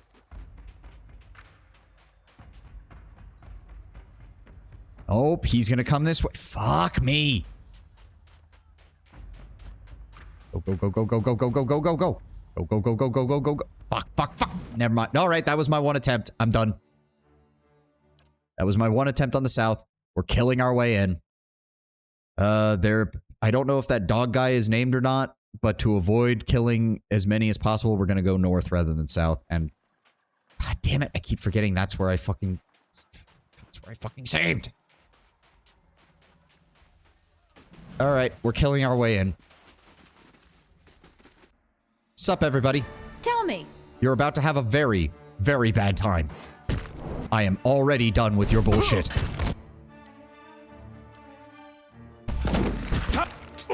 Paralyze him.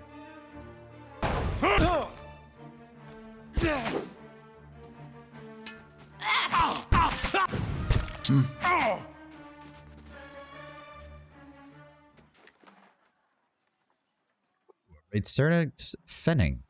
Cool. It's identical to that of the silver Adirid Fenning, used throughout the Empire and its colonial territories, although Ritzaran coins are not nearly as widespread. Well, if we ever needed more money, we're going to be making a lot of it here. It's just a shame we don't. Grab the grain. Grab all of that. Alright.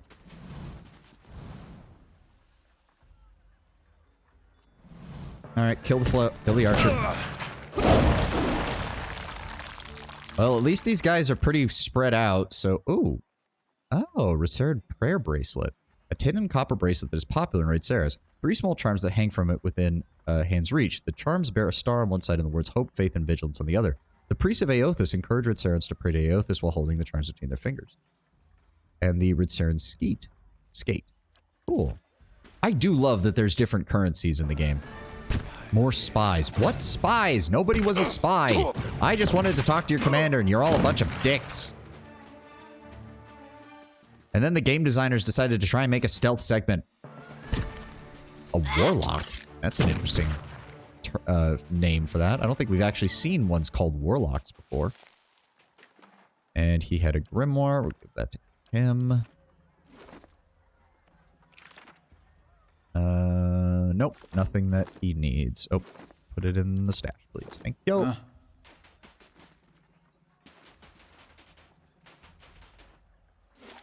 You know, it does occur to me with how weak some of these guys are. Yeah.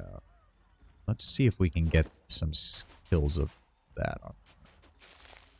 Light, flame, and sound. Oh, that is a bear. We'll keep to ourselves. That is another bear. Oh, fuck. Okay, hold on. Drop out of stealth. Can we please paralyze them? Devil swing wide. I'm here. Beneha, Zawa, you go after them. Thank you. Please paralyze her. Please paralyze her. She should be in range. Please paralyze her. There we go.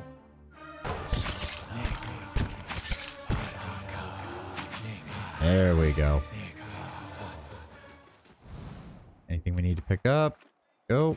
Ooh. Hello. Diamond. Bronze Abaddon statue. Durgan iron ingots. Had to stash the delivery. This place is crawling with soldiers. Tell Owena I'll make it up to her. Owena. Which one was Owena? I don't remember which one was Owena. Warlock. Wizard plus Barbarian multiclass. Ooh. Given that there's a lot of spells that can support a melee wizard build, that sounds interesting. Oh, holy shit.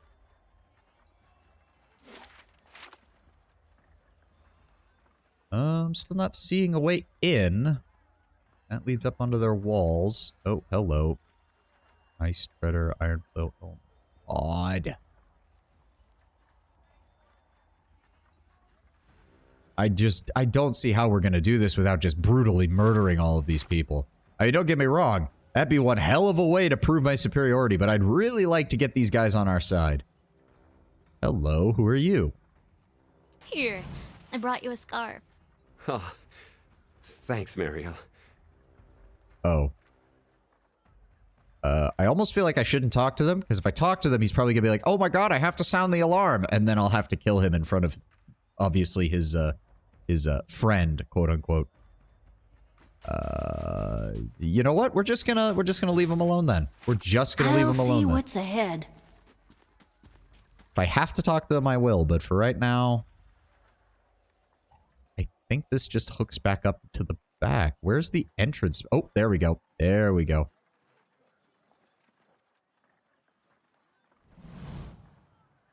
Observing it from below, you notice that the watchtower at the side gate appears to be unmanned. You find no hostile faces peering over the fence either. The roof of the tower crosses over the fort's walls. Climbing it may provide a means of getting inside. At this hour of night, with the chill rolling in, most of the noises in the camp is concentrated by the fires. A discreet individual could take the opportunity to climb over and open the gate without raising an alarm. Examine the gate. Looking over the outer walls, you notice a gap between two of the posts. While it's far too small for a kith, a small animal might make it through. Do we have someone who can cast that? I thought that was a druid spell.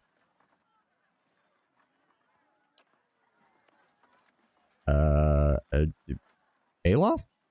Oh, it is a wizard spell, isn't it? Oh, but you said... Oh, no, wait. You said if we do that, he's going to need to make a stealth check, and he doesn't have fucking stealth. No. We'll try the grappling hook.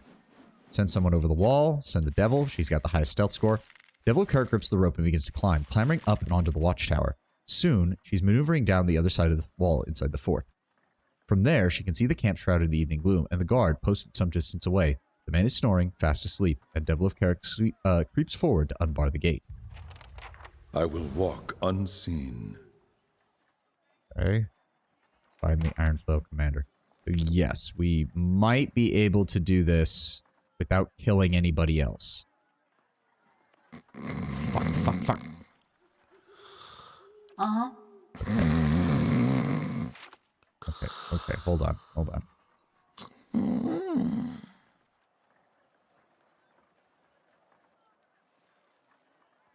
fuck! What the fuck, gate?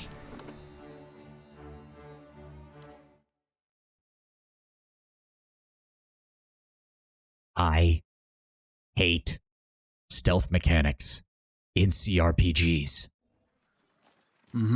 Okay, fine. Everybody else wait out here.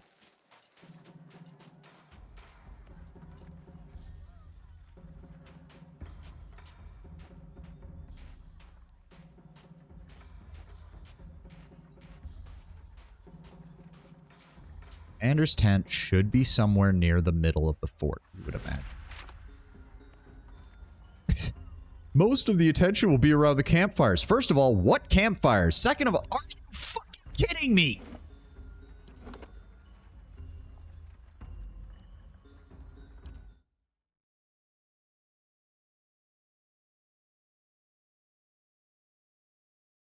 Well, we've had Salt at combat mechanics. We are finally getting Salt at game mechanics. I don't know who wrote this segment. I don't know what sick, sadistic fuck decided to actually make stealth mechanics be a central portion of this DLC, but they can go spin. Well, I guess we're brutally murdering everybody. It was a shame that we tried.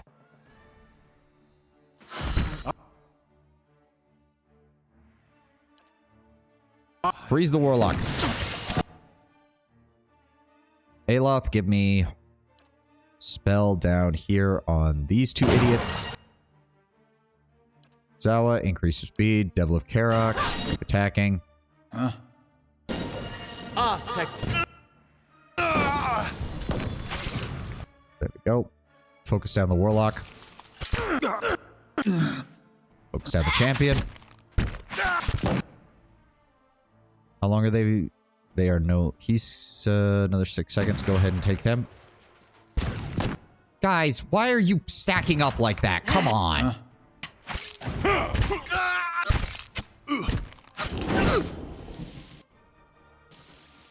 Alright, team up. Come on, everybody. Group up. I really did not want to do this. I really... Okay, and see, the game designers even knew they didn't want to reward you too much for killing everybody, so these guys aren't even dropping weapons. How may I help? Somebody at Obsidian really wanted a stealth segment, and they fucking just forced it into I'll the see game. what I can find. God damn it, game. Or no, god damn it to whoever that one person, because you know it was just one person probably, who really wanted a stealth segment. You've never done it or seen anyone else do it. Yes, it's almost like the stealth mechanics don't work well enough to actually do it. Who would have thunk? In any other D&D setting, or, you know, CRPG setting, someone would be able to cast invisibility, and you'd be able to get through that way. But of course, we can't cast spells 90% of the time outside of combat. Fuck you. As I said, somebody at Obsidian really wanted a stealth segment, and they fucking forced it in. Babies, those beasts. Shh, he'll hear you. Like, okay, that leads towards the entrance. Okay, there's the tent. It has to be over there. Okay, we're gonna try and minimize the casualties at the very least. I'm gonna try and take the shortest route with the fewest kills. Tell me. Right here. That is a lot of gunners. That I don't like. That is gonna be a lot of damage. Paralyze all of them, please. Lead the way. Tell me. Jesus, they fucking just... Zawa. Thank you, Aloth. Now, if you'd be so kind as to just keep hammering those riflemen. Stylish, welcome, welcome. I'm doing here. good. We've just been raging a bit at How the may I game help? mechanics because somebody at Obsidian is an idiot. Go ahead and give me the AoE heal. Why am I just standing there? Go after the paladin. Thank you, Aloth. If you could also go ahead and give me a fireball on top of them, please. Endurance. You have... Yes, you do, actually. Go ahead and drop the pillar on them if you would be so kind, please. Thank Thank you. Guys, come on. Please stop shooting Manea in the face.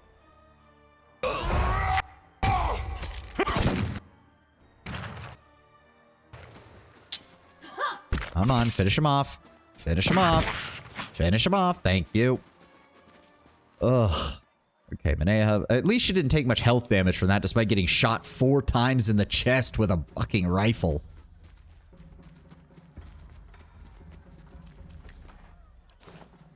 See, again, they knew they didn't want to incentivize too much. So they didn't let all of these enemies drop equipment. Oh, and if I find something good, you can have half. It almost tells me that somebody at Obsidian realized that whoever was designing the stealth segment was going to do it horribly. Pling, pling, pling against the chest. She is wearing pretty heavy armor, so...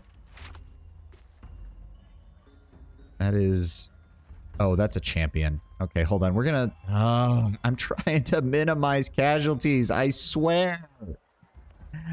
Okay, no, we're not... Oh, no, those guys are sleeping.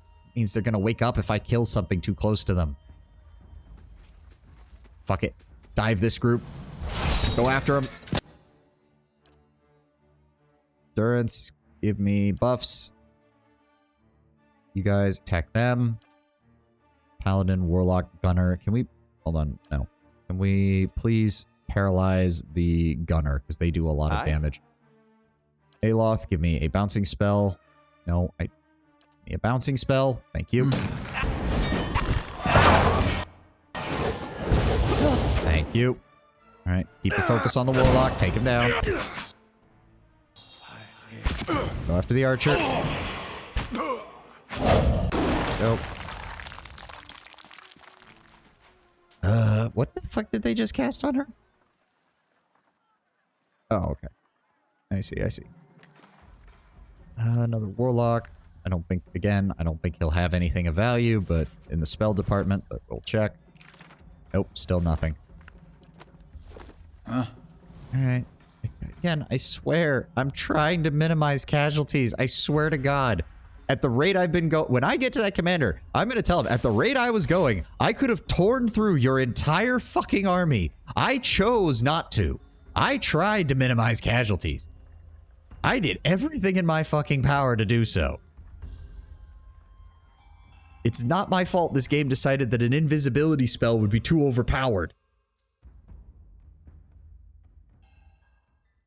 Oh, God. Okay, we're in. Please, please listen to Enough! reason. I've had my fill of... What's this? Is that you, Edward Elric? Steady, men. Our guest has arrived. Vic, is that you? You son of a bitch. How many voices did you put in this game? The Ironfield commander is a younger man, lean in build, his brown hair is unkempt, his eyes fevered. At his feet is a grate, set over what appears to be a pit. You hear a smattering of anxious cries rising from the cell as the commander steps forward. All that chaos outside. For an instant, I believed you, woman. Oh, for the love of... You know, if you didn't make it so hard to get to you, we wouldn't have had any of these issues. His boot comes down hard on the Make a grate. sinister assassin, godlike. I'll give you that much. Please calm yourself, Commander. I'm honestly not here to fight. But you did fight, all the same. My men were here to fight. We're all here to fight. Yes, and they struck first. Funny how that works. You want to talk? Set down your... Adiric's words die in his throat, his expression frozen mid-snarl. It isn't clear what's happened, not until you start to feel it too. Oh, is he a watcher? Unbidden, your senses drift as if you had reached out towards a source of essence. You feel an ache in your chest, an almost painful sensation of being pulled forward.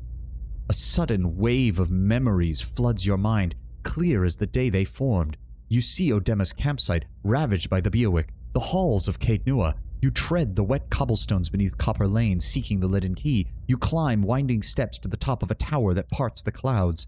The images wash over you, tracing lives and emotions from 100 different times and places. Not all are your own. And slowly you become aware of the sensation of being watched. Reach out. You direct your senses, tracing the evasion to its source. Adric himself. Conviction burns through him, bright as a brazier. And for an instant you share in this emotion, and a sourceless desperation rattles within your skull. Absent context, the fragments of memories that you see are just images. A small house across a field of vibrant purple flowers, a sea of armored kith and flapping banners waiting upon your command. There is an uncomfortable moment when you feel your twinned awareness turning in upon itself, and then the connection is severed. Adiric looks startled, his face ashen. No, we're a cipher and a watcher. We know damn well what we are. What the fuck is this option game? You're a watcher. You hear a few scattered murmurs from the gathered soldiers. Adiric glances around the room, his face cooling. That's not known to many. Not past these walls. Why have you come? Why now? I came to find out what happened to the delegates and to try to work out some kind of peaceful solution to all of The this. delegates? You tore through my camp, killed my men for them? Believe me, Commander, I would have done things another way if I could. And also, I have enough firepower. I could have killed way more of your men. You could have turned around. If not for the delegates, all of this could have been avoided. That is wrong, good sir. That is definitively wrong. Stalwart sent delegates to discuss terms of peace. I offered them the opportunity. I was generous. Adiric paces a few steps before he gets a hold of it. Okay, then please explain what the fuck happened, because right now they're sitting in a cell and you're threatening them. But Stalwart sent soothsayers, not diplomats, to frighten us with stories of the moon going dark, the earth shaking. Okay, first off, that is weird. And secondly, Stalwart, what were you thinking? I would speak to the people who have seen these wild visions to compare notes. Zawa, I don't think they were high.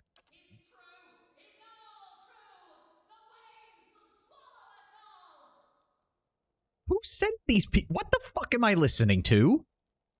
A shrill voice suddenly rises up from the pit, and Adiric stomps down angrily on the bars, drowning her out.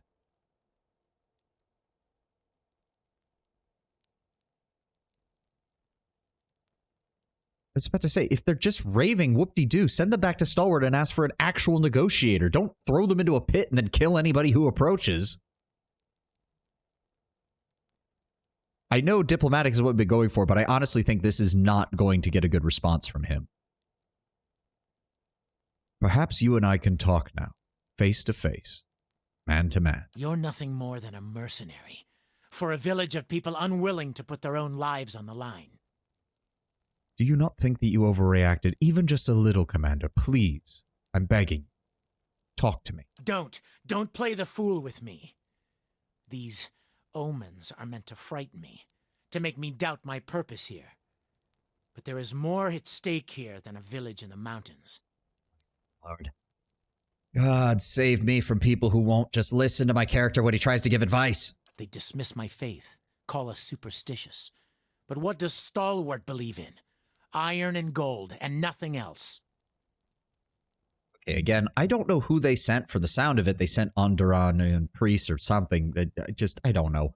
They sent idiots. Please, negotiate with me instead. I'll speak on Stalwart perhaps, and we can ignore the people in the pit. I have tilled barren fields with my bare hands. What is gold to me? He looks down at the grate of his cell, eyes flashing with anger. What do you want with Stalwart? With a village of fishermen, nothing. But they cling fiercely to the forge you gave them. Yes, because they were the first ones to get here, and I was willing to give it to them. Your point? Some of the men are here for gold and good steel, and I promised them their share. But I came for cannons. What? With the battery's cannons, we can hold the pass. Okay. And? Rayed Saris has suffered enough. Its sons and daughters have nothing. We cannot sit and wait for an attack from the Deerwood. My dude, the Duke is dead. The Glenfathans are nearly on the warpath. A cult is running amok, and Widewind's legacy has gutted the manpower pool of the Deerwood. What the fuck are you smoking? There is an army coming. I've seen it. Pouring down from the mountain. It will crush Stalwart and come for Rayed Saris. And you assume it's the Deerwood, a nation that can barely put together a militia to keep itself safe right now because of Widewind's legacy. Are you fucking kidding me? Adiric's gaze is distant. The iron flail will be the wall that safeguards my homeland from the worst these fire worshippers can bring to bear. Thank you. Thank you. There, on the one hand, I want to do that. On the other, I don't think he's going to respond well to that shit. Okay, hold on. Hold on. You had a vision of an army, you mentioned. I warn you, if you think to taunt me, Watcher. I had a vision as well, not too long ago. My fortress at Caed Nua was reduced to rubble by an army that shook the earth, and the village of Stalwart was annihilated. Doubt creases Adiric's brow, and his men exchange looks, waiting tensely for orders. Why would they turn on their own? No, you're trying to trick me. This is all another distraction. Thank God we have a high enough resolve, because I think that'll work better. If we fight, Commander, you die here, what good are you to raid Saras then? Does your conscience prick at you? Don't waver now. You hear the creak of armor as his soldiers ready their weapons.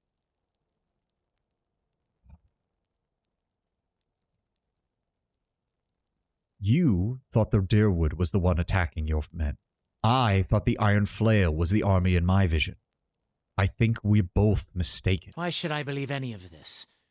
You would say anything at all to protect Stalwart.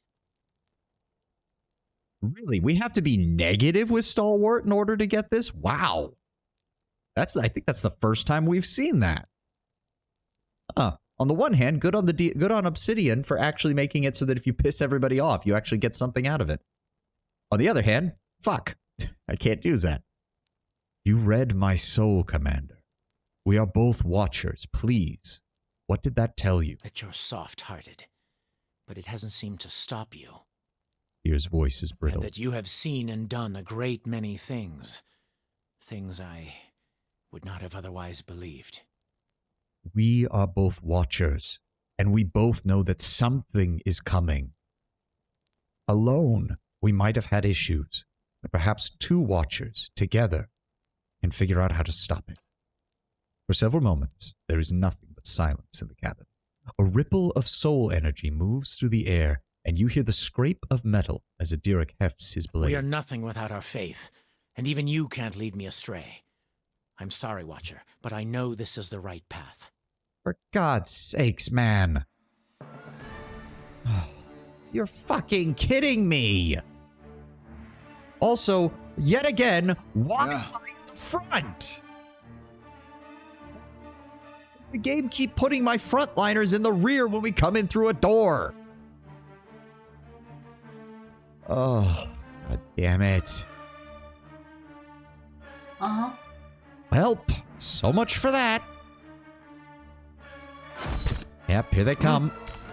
Here they come. Okay, Manea, I need you to try to block off that side. Is ready. Zawa, go that way. Durance, Zawa, please get in position and block him. How the fuck did they both slip by her? What the fuck? Uh-huh. Devil, go after Adiric. I'm going to assume that he's... Actually, he doesn't have any resistance to this. I don't think I've seen this result before. I usually manage to get him on my side. Oh, how the fuck was that? How? Does he only respond well if you're, like, harsh and cruel? Because he kept, like, having a negative response to my benevolent fucking reputation. What? Oh, well. We're taking the consequences. Or no, why am I doing that? Adir, please go ahead and paralyze them. You don't remember? Oh, thanks, Tenwin. That's great of you. Alright, you go there. You go there. Fucking paralyze him. What? Durance, give me a buff. Aloth, why are you having to move that close? 13 seconds, 8 seconds. Good. Huh? Well, he's about to die, so... Yep. Hi? Fucking hit the Votarist, please. You hit them. Right here. Devil, I want you to go after them. Go. Zawa, increase speed. Aneha, go ahead and frenzy. Yes? Aloth, give me another shadow spell. Knock them out. Thank you. Bouncer, hit the archers. Durance, shoot him. Thank you. Kill the archer. I was really trying to avoid this. We're both watchers. Why the fuck wouldn't he believe me?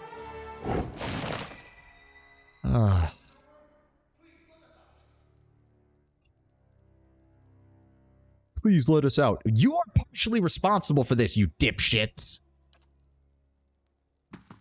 We're speaking on behalf of Stalwart. Oh, by the way, we're also just going to rant insanely at you, and that will definitely convince you that you should listen to us. You fucking morons. What even does this do? 40%, DR 12, 4 damage reduction, friendly aura of plus 15 accuracy against beasts? Whoop-de fucking do. That doesn't do me any good.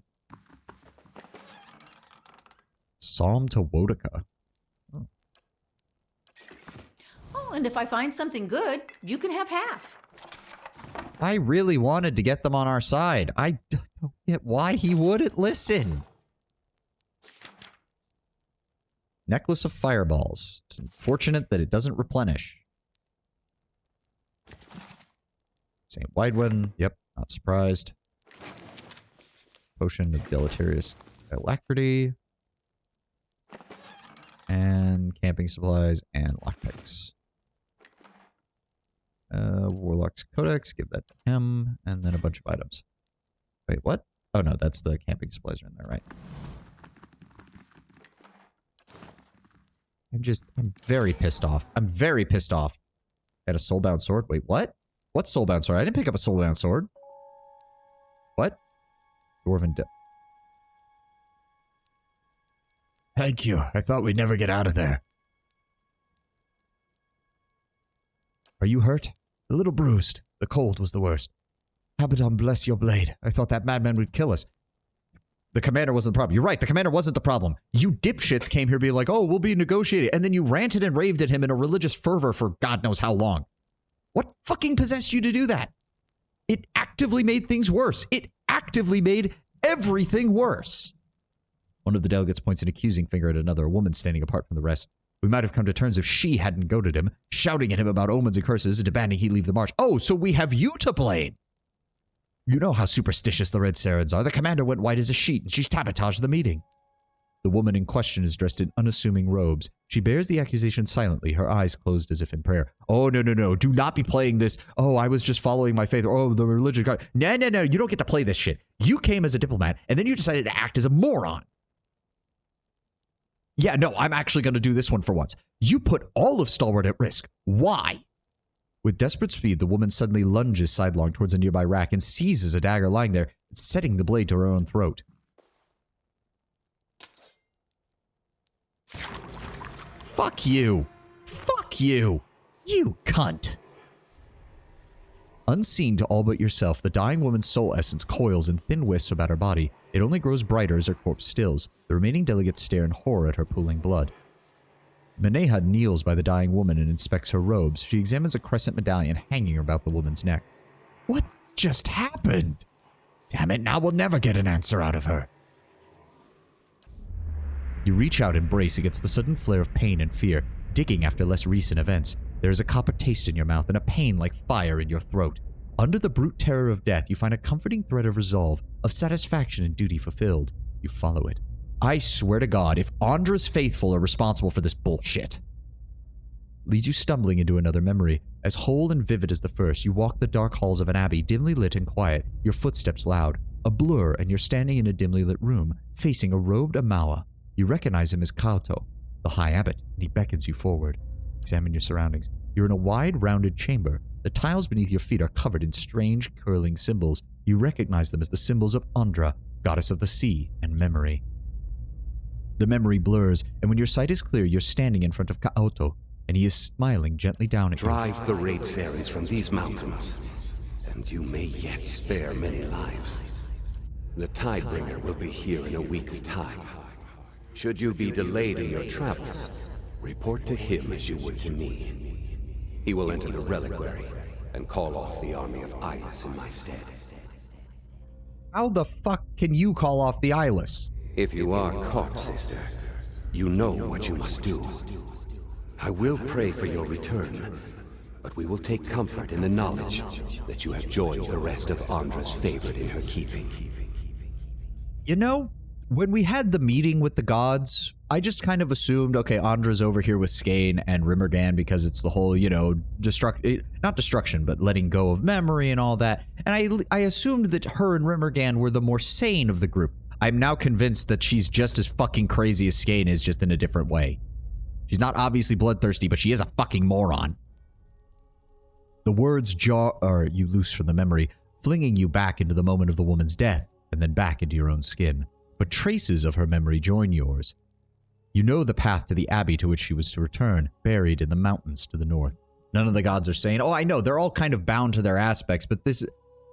when we met with them, Andra was at least being like, oh, the natural flow of things, letting go of things. Okay, I can somewhat follow this. If this was her idea of how to help things, then she's a fucking idiot. At least Magrin will stab you in the front. At least most of the other gods will stab you in the front. Andra just appears to do stupid shit. I mean, aside from Whale, but Whale is literally, you know, duplicity and irrationality, like, in his purview. So I don't expect better from him. I expect better from most of the rest of them. Maybe I shouldn't. I'm glad I didn't take any of their blessings. Fuck them. Is the name Eyeless familiar to anyone? The Eyeless? A figure of speech, when you can't remember something. You say, must be the Eyeless took it from. Yeah, there's a story to it. They're supposed to do the bidding of the Lady of Lament. Andra points and they come out of nowhere. Wipe things from the face of the world. Oh, so it is her fault. What the that means she wiped out the original dwarf. What the fuck is going on here? That's why whenever something up and goes missing or gets destroyed with no one there to see it, you're supposed to thank Andra that the Eyeless didn't come for you, too. Does anyone know a man by the name of Kaoto? Kaoto? Yes, he came through town some time back. Stopped by the temple in Stalwart.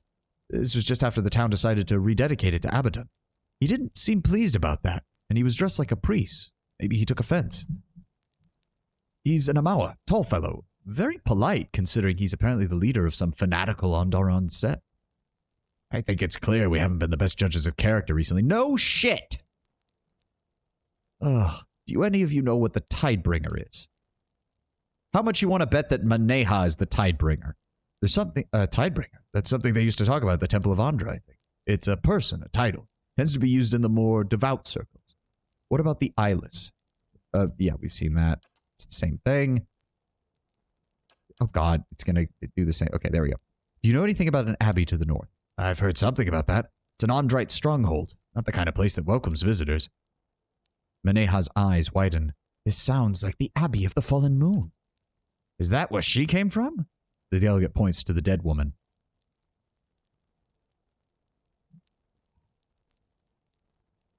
He didn't make it back to call off whatever attack they're planning. Another one? Gods, it feels like everyone on Aora is after the battery now. Why would these Andrites want the Red Sarens out? I doubt it's for Stalwart's benefit. Competition? I need to go ask them. You do mean to go to the Abbey, be careful. There have been stories about traders wandering north and getting scared off or even killed by strange guards. That is the place, all right. They are a secretive bunch. I suppose you could always try to sneak in? Oh, no, not another. Are you fucking serious? Did the person who make this DLC suddenly just have a spout of dementia and decide to make multiple stealth segments? Fuck! Oh, God, I hate this. Sounds like this Tidebringer would be. Welcome, I mean. Perhaps I can convince them that I'm the one they're waiting for. Or perhaps there's something else we can do. I hope so. I imagine the Abbey is heavily guarded. A sudden, deafening crash from outside makes the delegate jump, startled. A rumbling like thunder follows. You hear further sounds of smashing timbers and panicked screams. Gods have mercy. What is it now? Stay put. I'll take care of this. We'll wait here. Inside. I don't want another stealth segment. I swear to God, game, you can't do that to me. Infiltrate is a better word. I don't care what the word is. Stealth segments in CRPGs need to die. Make it a combat mechanic and nothing. Okay, they're a lot bigger than I thought they would be. I assumed they were human-sized. Oh dear. Okay, they are immune to dominate, but they are not immune to paralyzed. Good, these will leave excellent scars. Zawa, they are using blunt instruments. I meant that you don't have to stealth around. Okay, check the sword. What sword? I swear to God, I didn't get a sword. Oh, I am an idiot. Never mind. Steadfast is a single-edged backsword with a recurved garb and a wire-wrapped grip. Although not especially fancy, the crafter skill is readily apparent to any who hold the weapon in their hands. Well, I guess Adir has a one-handed sword now. Also, they are vessels. Oh. Fuck, now I really wish I'd brought Pelagina. Shit. Okay, well, if we finish Maneha's quest before the end of the DLC, I'm swapping her out for Pelagina. Because she would be so much more useful against this. Good. Please tell me it's only 2 of them. Zawa is ready. Lead the way. I don't even know how the fuck to approach. It's very weird. They are very big. All right, everybody team up on them. Maneha, you focus on that. Zawa, go ahead and speed up everything. How may I help? Okay, I don't even want to know how much health these things are going to have. Yep, I'll bet that's an AoE attack. You handle that fine, Manawa. Or Maneha. There we go. Okay, one's down. Paralyze him, please. There we go. All right, everybody focus him down. Ow! Ow! Oh, it follows her. That's bullshit. What the fuck? He's paralyzed. What in... Damon, what the fuck was it supposed to do? That was horseshit.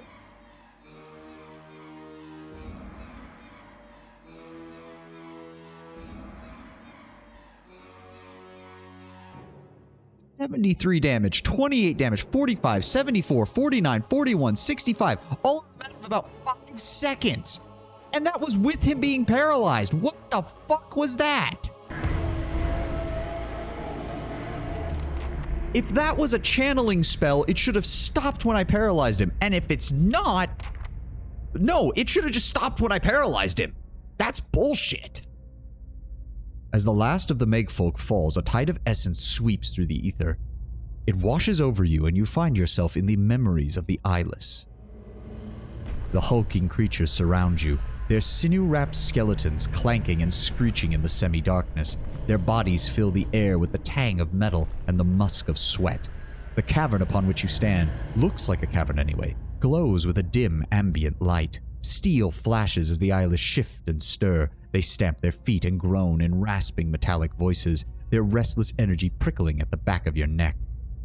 And in the echoing rumble you hear something familiar. It's the pounding noise from your dream, the harbinger of a terrible army. Remember that they somehow killed every dwarf in the battery, and that they did traverse through the battery with doors usually at best human height. Yeah, that's also an interesting point. You begin to wonder how many eyeless are crowded around you. You suspect there must be scores of them, maybe more. It's difficult to tell how far back the chamber goes, or where it is. Ahead, you see a glint of light, which might be an exit. However, the vision is starting to fade. No. Explore further into the chamber. You push past the lumbering eyeless, clinging to the wilting shreds of the vision. The cavern broadens before you. It swells with echoes until you hear a growling, grinding sound of eyeless all around you. You pull yourself onto a glowing, crystalline outcropping and survey the expanse of blunt heads and piston arms. There are not scores of them. There are hundreds. The vision ends, returning you to the frozen and You don't mess blood-chilled around when you make enemies, do you? If only Galvino could see those. He'd die of envy. Or crushing.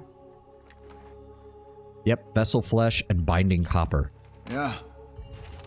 Well, I guess we get to find out what else was in here because everything is fucking dead. We found another pet. Keep the pet. Pet acquired. This plump, brindle-coated puppy already boasts a discipline bearing, but only until it spots something to play with. At least we saved the dog. We managed to save the dog. Mangled woolskin and straw provide the bedding in this kennel. All of it stinks of dog. Searing flames, scepter. None of that matters. Speaking on this cask is just thick chemical stench. Well, I guess we can explore now because everybody's dead. So I'm assuming, Tenwin, if we had managed to get him on our side, he would be alive, but his army would still be crushed. Shame.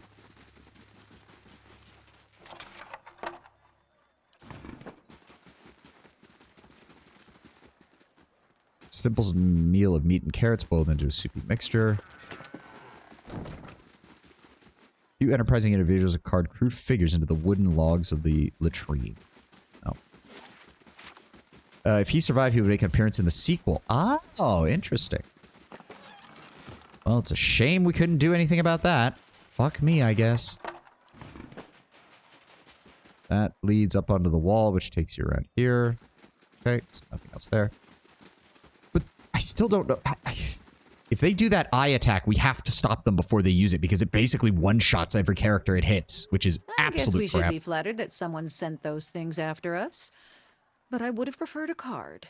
Yeah, so far, Maneha, your religion is looking scarier and stupider by the second, so I'd really appreciate it if you could lend some light on this situation. She wipes a slick of gore from her neck, sniffs at the blood-streaked hand, and I'd shrugs. heard rumors of the Eyeless, but I always thought that name was a metaphor. They're not. They're definitively not. Though I would have called them Mace Hands of Doom, if anyone had asked me. Maneha, please. Take this seriously for half a second, please. So this is the mysterious army you've been dreaming about, huh? It's a wonder you're getting any sleep. That is why we're going to the Abbey to stop them. Maneha, why are you talking in such a way that is actively making me dislike you more? I'm regretting all of my decision-making up to this point. I bet you are. Are you going to help me fix this or not? Still, I guess a suicidal plan is better than none. Don't worry, we'll find your salt well, too. I know, it's just...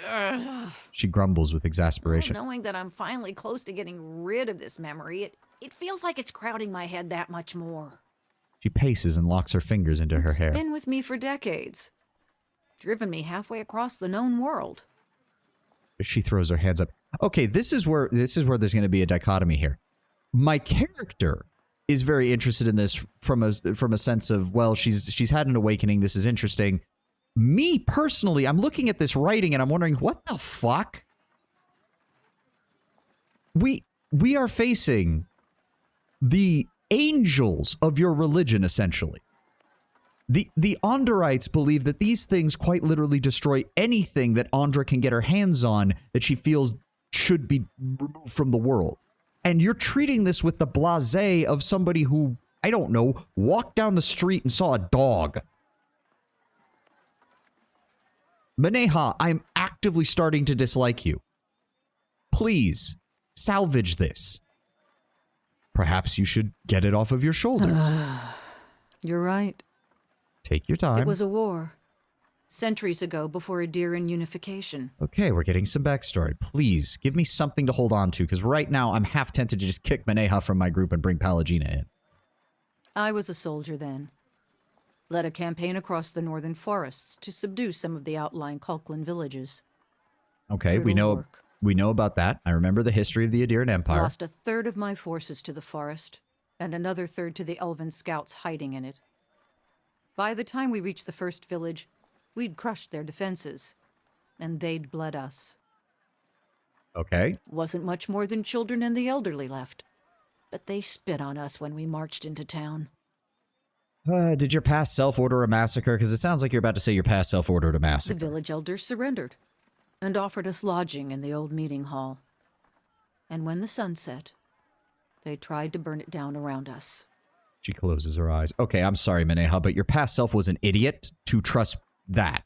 You should have built your own camp. Like, I'm being very negative because I'm just, the way she treated this entire situation just has me feeling very antithetical towards her. They barely got a flame going, but that wasn't the point. They betrayed you after surrendering. In a time of war, that can become very serious. And would that I'd had your principles.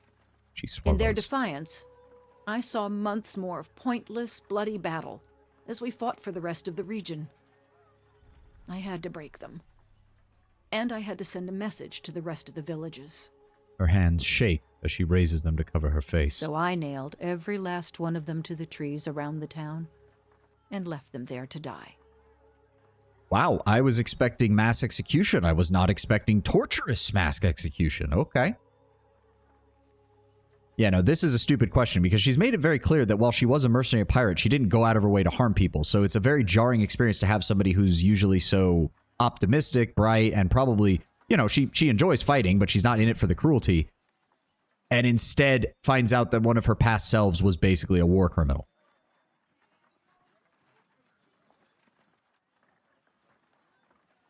That wasn't you, Maneha. So I've tried to tell myself. Anyway, we should get going. She shoulders her pack, and you catch a glimpse of something unusual in it, a thick roll of cloth bound by leather. What's that? Something I've been saving for better days. She tucks it away. We can't ask her anything else. Again, I'm really hoping we get more because the way she just blasely treated the whole eyeless thing is really turning me off from her character. And I get it. It's probably the whole Andrite thing with the whole giving up what you don't want to hold on to anymore. But if that's how the rest of the Andrites are going to act, I'm going to hate them. Oh, I'm going to hate them real fast. I'll get it open. No. Finished. I half expected there to be a fucking trap. I'm Also, here. how is she not? Okay, she is really close. No, we may as well grab the rest of this shit while we're here. Everybody's dead. Everybody's dead. God damn it all. I tried. I really tried. I've enclosed some coins from Stalwart, so you have proof that I arrived. You were right. I'm colder than I've ever been, all the more so for being away from you. The Kith are as cold as their land. They do not hate us, the Deerwoodens do, but they are mistrustful and proud. The commander has sent for delegates to start negotiations. Perhaps by the time this letter reaches you, we will have moved into Durgan's battery. Stalwart has no soldiers, just a handful of militia. Ephraim says he went to look at the battery with some scouts and did not see anyone posted atop the tower. Without those cannons, they would be foolish to do anything but surrender. If not, we're sure to knock the fight out of them quickly. The commander says that once the battery is ours, presence here alone would be enough to make the invaders think twice. Who would face us with the might of the battery at our backs? I write too much of battle, but only to assure you that we are well. I miss you. The mountains are beautiful. I hold hope that you may see them for yourself once it's safe for you to join us. Sorry, buddy. Everybody's dead. That is a cape of meh. And that is a sapphire. To be fair, she isn't really a hardcore Andorite. She just works with them for the sake of payment, from what I understand. She's a merc. Yes, which makes me actually more worried that the Andorites are going to be even worse. I'm sorry to say, Timon, that did not assuage my fears. It speaks well to Manewa. It does not speak well of the Andorites. Because all I'm getting from... It was interesting. Because up until now, we hadn't really had much interaction with the Andorites, aside from the fake priests in the part 1 of the DLC. I'm already disliking their religion more and more. Like, I can see the benefit of, like, the goddess of letting things go and of, you know, resolution and endings. But if this is how they go about things for random fucking reasons, no. No, just no. Yes, we're going to unleash the genocidal angel army upon you for having the gall to open an old fortress. Like, I'm sure it has something to do with the White Forge and its properties and the way the souls are used and all that shit. I'm sure all of that has something to do with it. But right now, it just sounds like the Andorites are petty assholes. Well, so much for the Iron Flail. Oh, shit, it occurred to me. We didn't actually talk to that guy over by the gravesite. Oh, dear. He's probably dead, and that lady, too. Well, I guess we'll check it out real fast. I wish you could go faster than just the double speed, because it's still not very fast when the maps are really big. Nothing new to report. Good.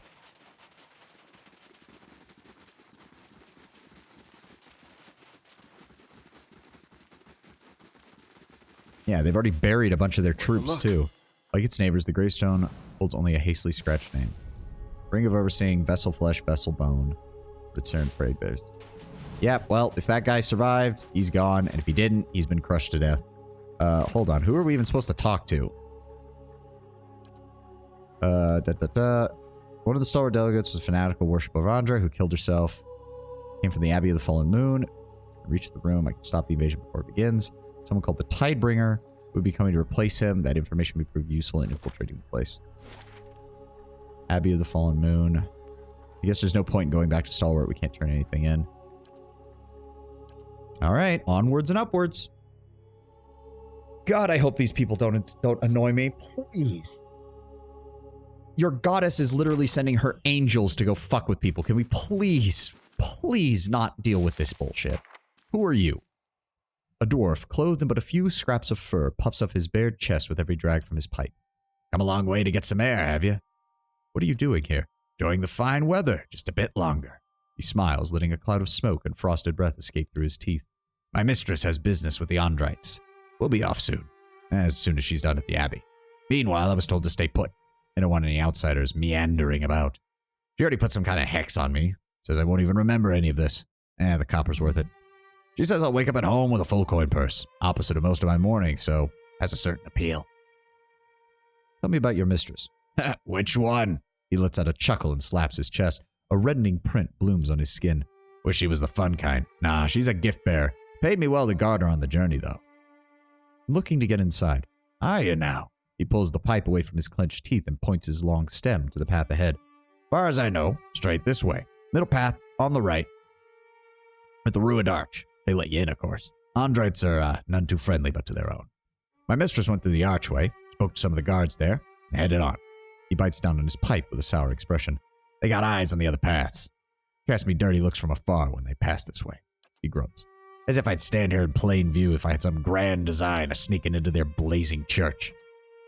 And what's an abbey got with that's worth hiding anyway? Monks? He grunts again, shakes his head, and mutters something about if he were younger. Do you know of another way into the abbey?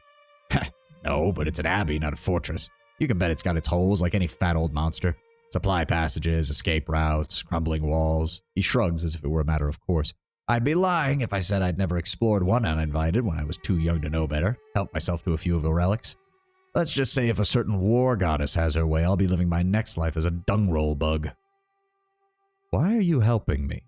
He shrugs. You got a look about you. Like you need it.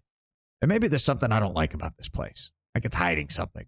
My younger days, it'd be me going in there. Well, farewell. I doubt we'll meet again.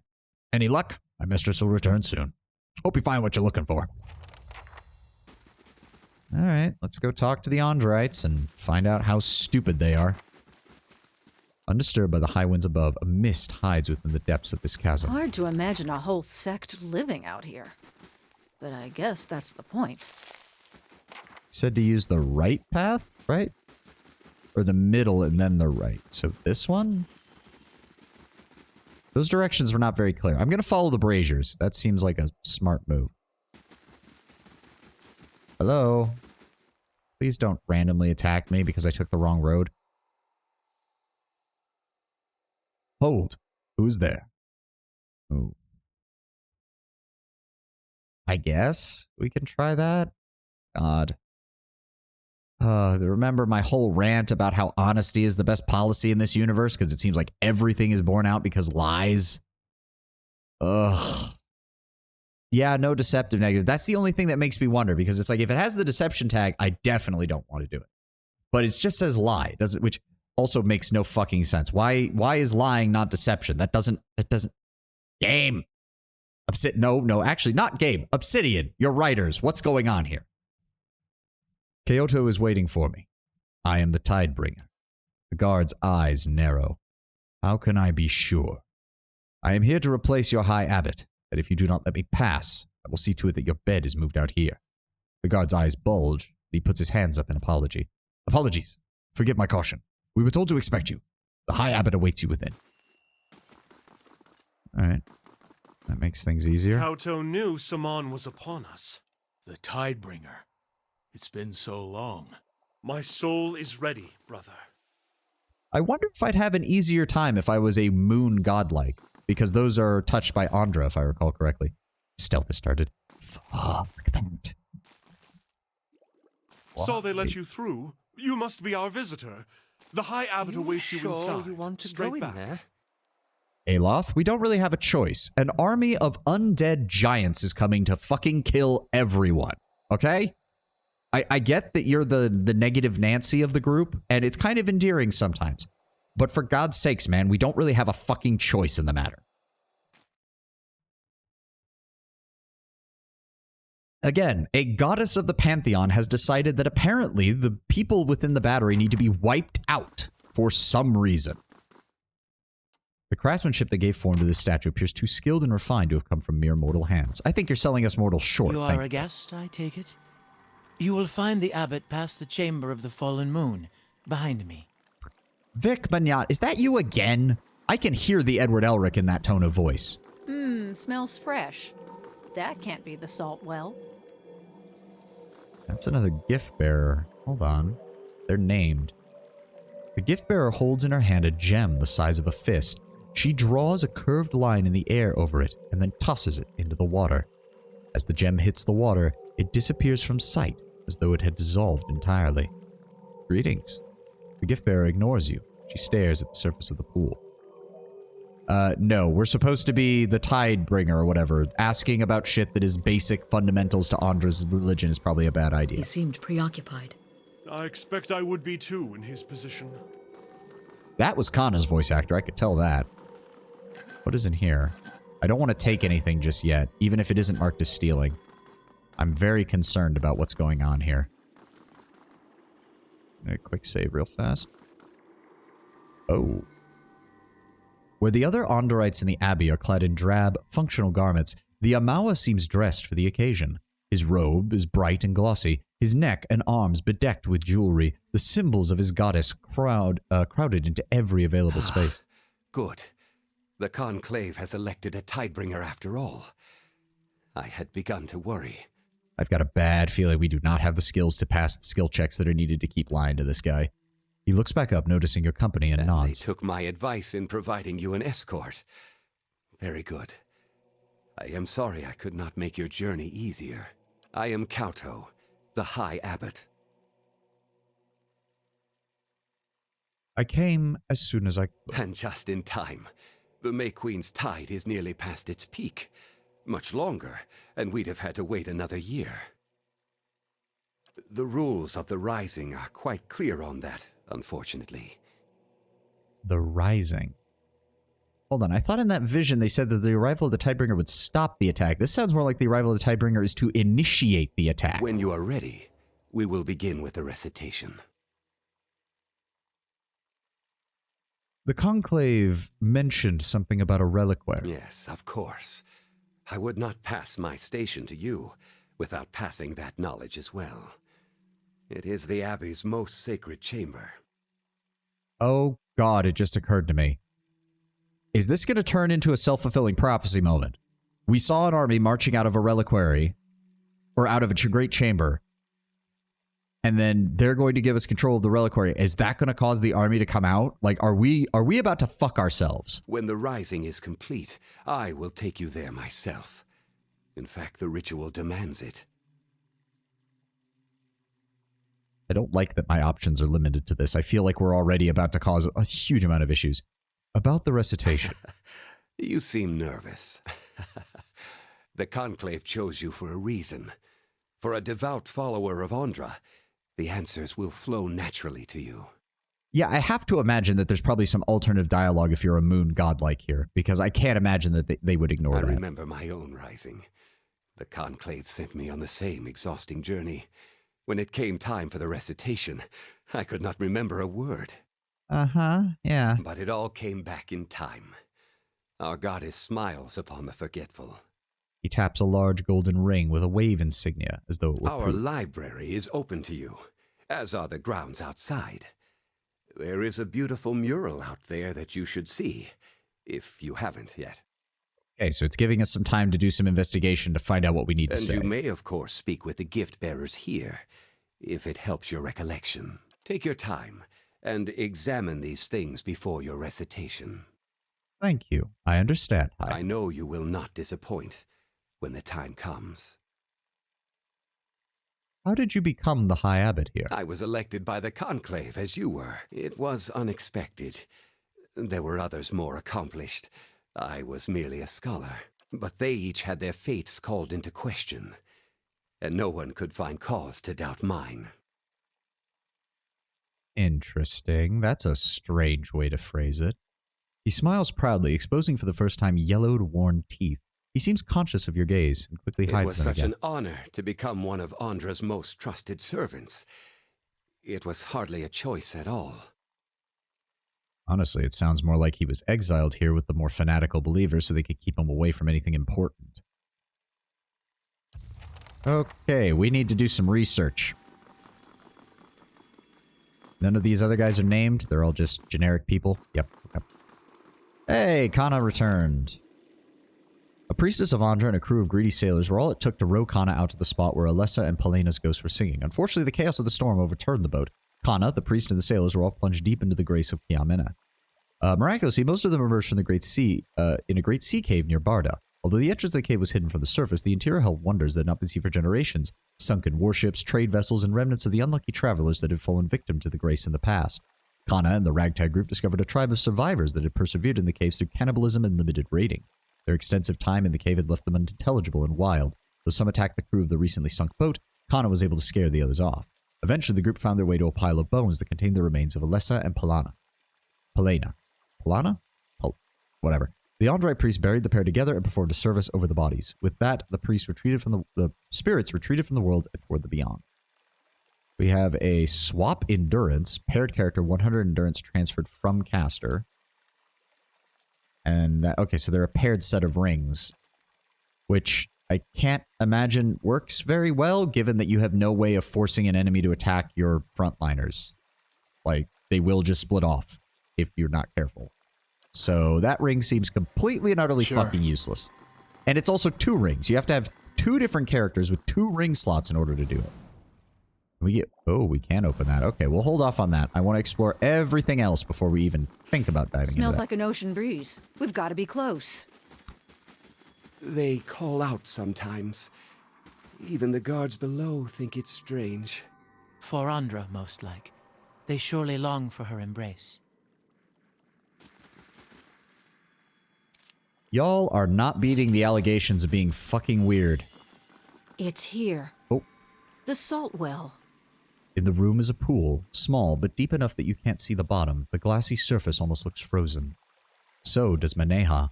She stands rooted in place, staring at it. You know, I thought it'd be bigger. And I thought you'd be diving in by now. Maneha makes a little noise of frustration in the back of her throat. You know how when you've been thinking about something so long, you're worried that when you finally get it, it won't be what you expected? She tugs at one of her bracelets. I mean, for all we know, that thing's just filled with leeches. And you're stalling. Don't remind me. She sighs.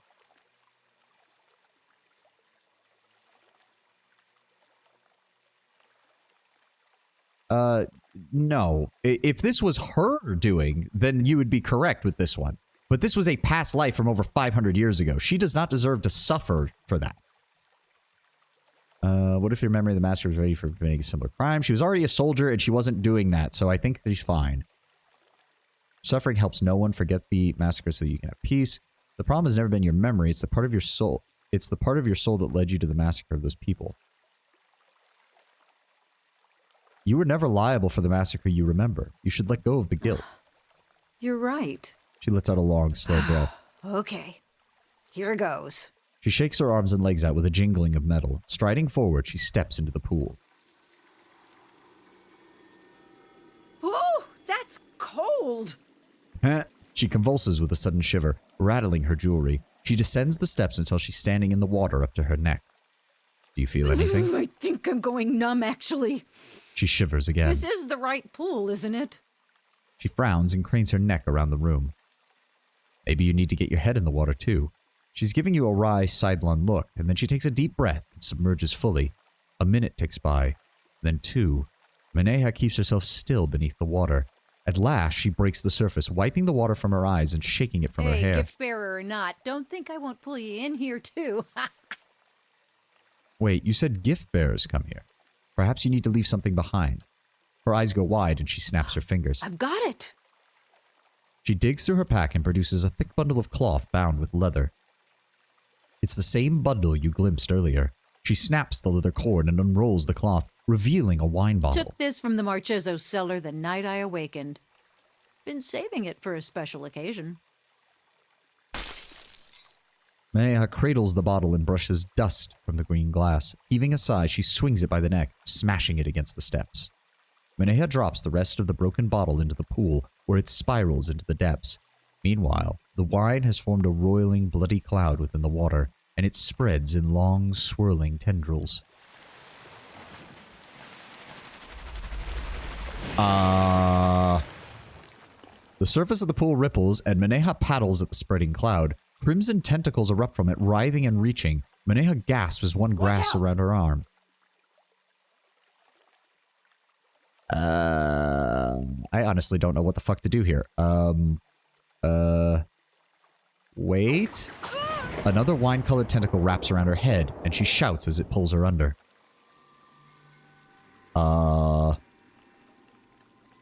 Maneha disappears into the pool. You can't see anything through the crimson murk, except for the blossoming cloud of wine. The waters look perfectly still again, and the seconds crawl Allow by. me to retrieve her. I will fight this wine tentacle monster. You would do that, Zawa. I honestly believe that you would. And then at last, bubbles break the surface.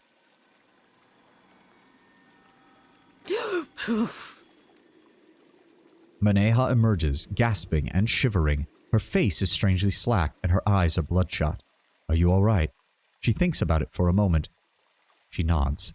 Maneha climbs up the steps and out of the salt well, and as she does, the reddish color dissipates from the water, leaving only the glassy, clear surface and the unfathomable depths below.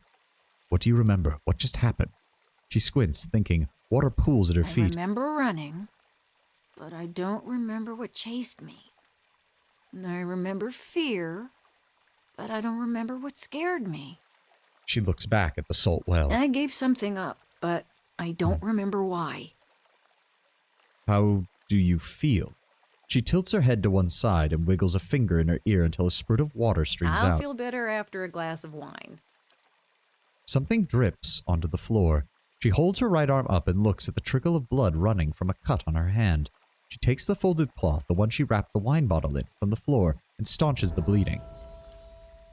She jerks her head towards the exit. Huh?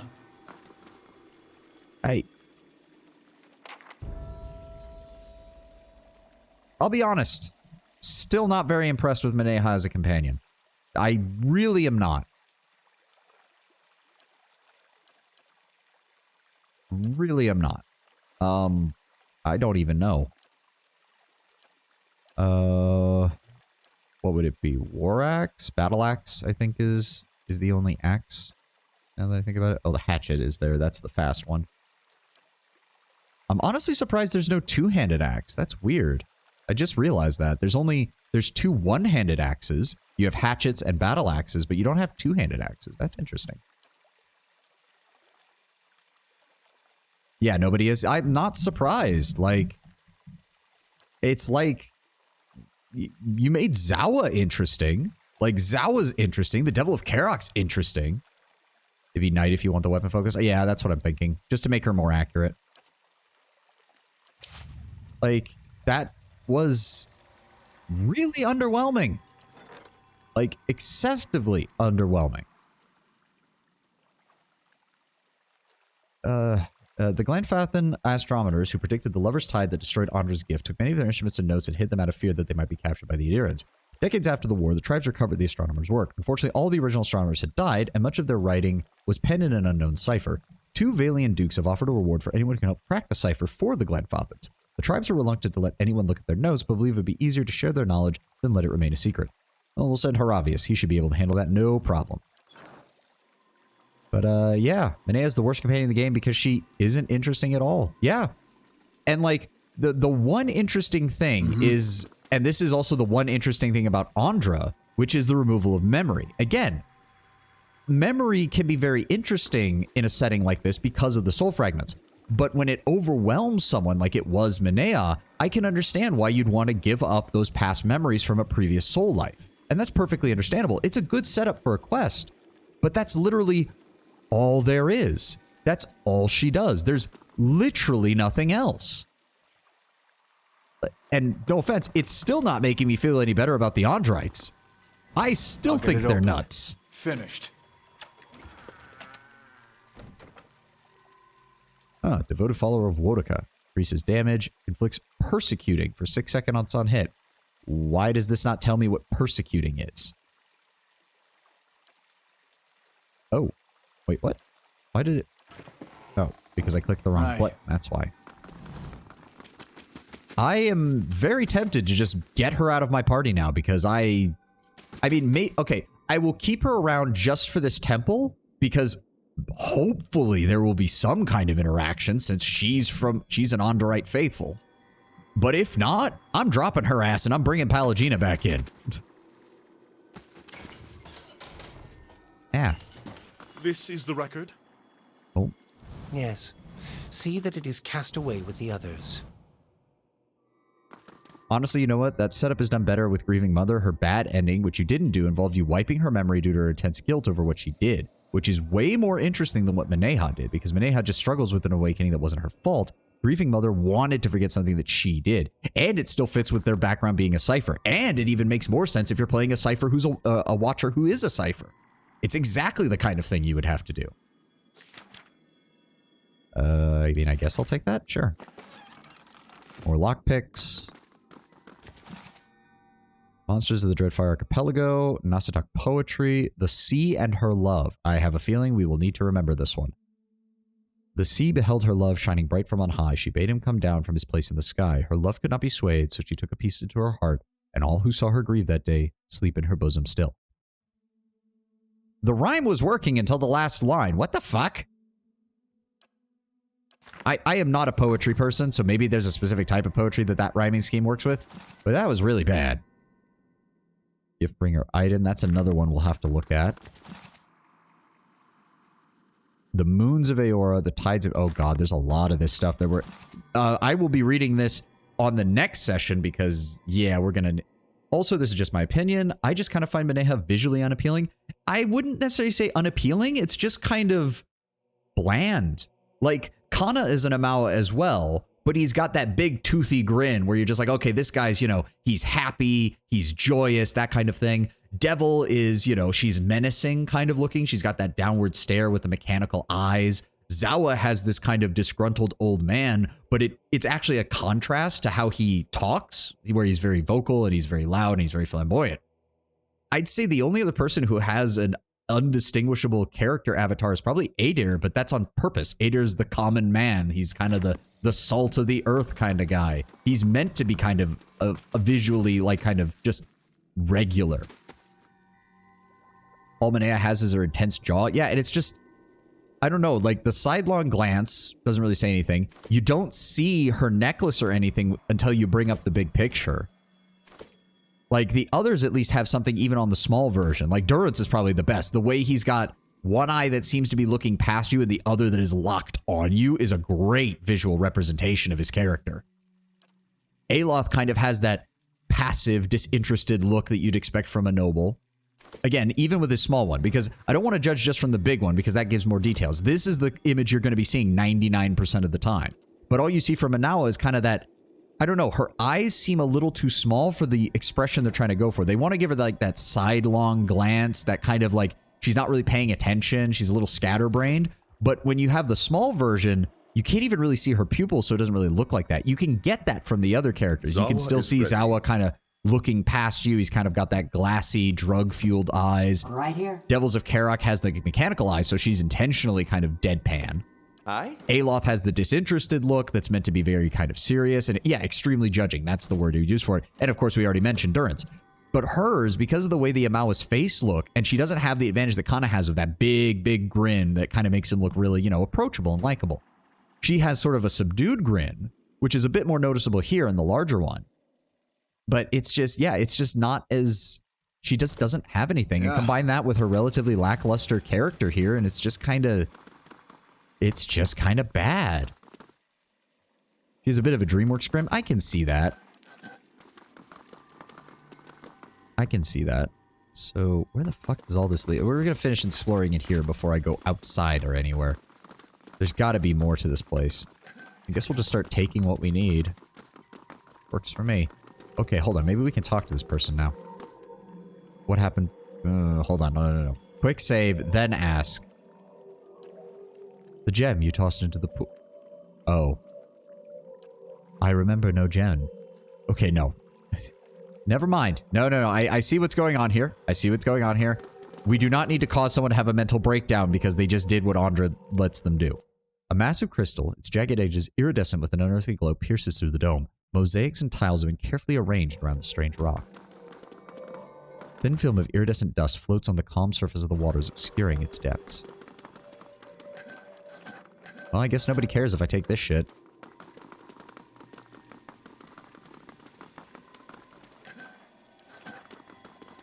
Yeah, no, I'm very disappointed. I was really holding out hope that Mineha was going to get more when we got to this temple, and we really just didn't. Ooh, Andrei Porter's key. Take that. Take that. Don't mind me. Also, are they literally sleeping on stone slabs? Jesus Christ. Finished. There we go. Ooh. Crap, some meat. Take that. I mean, they are, I guess they are religious. Imparted to me that I wasn't alone. That he has nightmares sometimes as well. Truly? Oh, it surprised me to hear it. He has such a peaceful manner. The only interesting thing that Mineha does is in the sequel, you can ask Pallegina if she and Mineha had a relationship, but Pallegina denies it. That is, in your opinion, the only thing she adds to the series, which is really sad. Like, Steady does it. No, nothing here. Just some supplies. Food. Despite the warmth of the nearby fire, a thin layer of frost clings to the store of supplies. Oh god, fighting our way through this place would have been hellish. Spell defense, speed. I mean, I'll take them. I never knew. Did you hide in the White March after that? As far away as I could. The Dominels didn't care I was a gift bearer. Evidence is evidence. That is... Oh, light endurance. What the fucking do? Nobody cares about light endurance. That's not even a good healing spell. Okay, so, yeah, that's the Crested Quarters, Crested Hall. Hold on, there was more back here.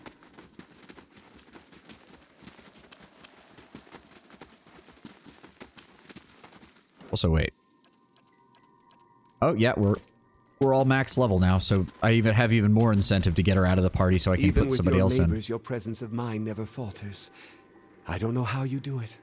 Perhaps your thoughts would swim deeper if your tongue didn't come out for air so often, dear brother. Wow, get fucked, dude. It's basically telling you to shut the fuck up. I will walk unseen. Plenty of camping supplies in this area, which has me very worried. Okay, that leads outside as well. This leads back around to here. Is that everything? That appears to be everything. Wait, what? Hall of Silence. Oh, okay. The Reliquary, the Halls of Silence. Okay, hold on. We're gonna head out to... We're gonna head outside. I want to... You could quickly return to Stalwart and switch characters and then return here. Well, as I said, Timon, I'm willing to take a spoiler, or minor spoilers if need be. Does Mineha have any interactions with this place whatsoever? Like, special dialogue, something. Anything. Because she's also an Andrei. Anything at all.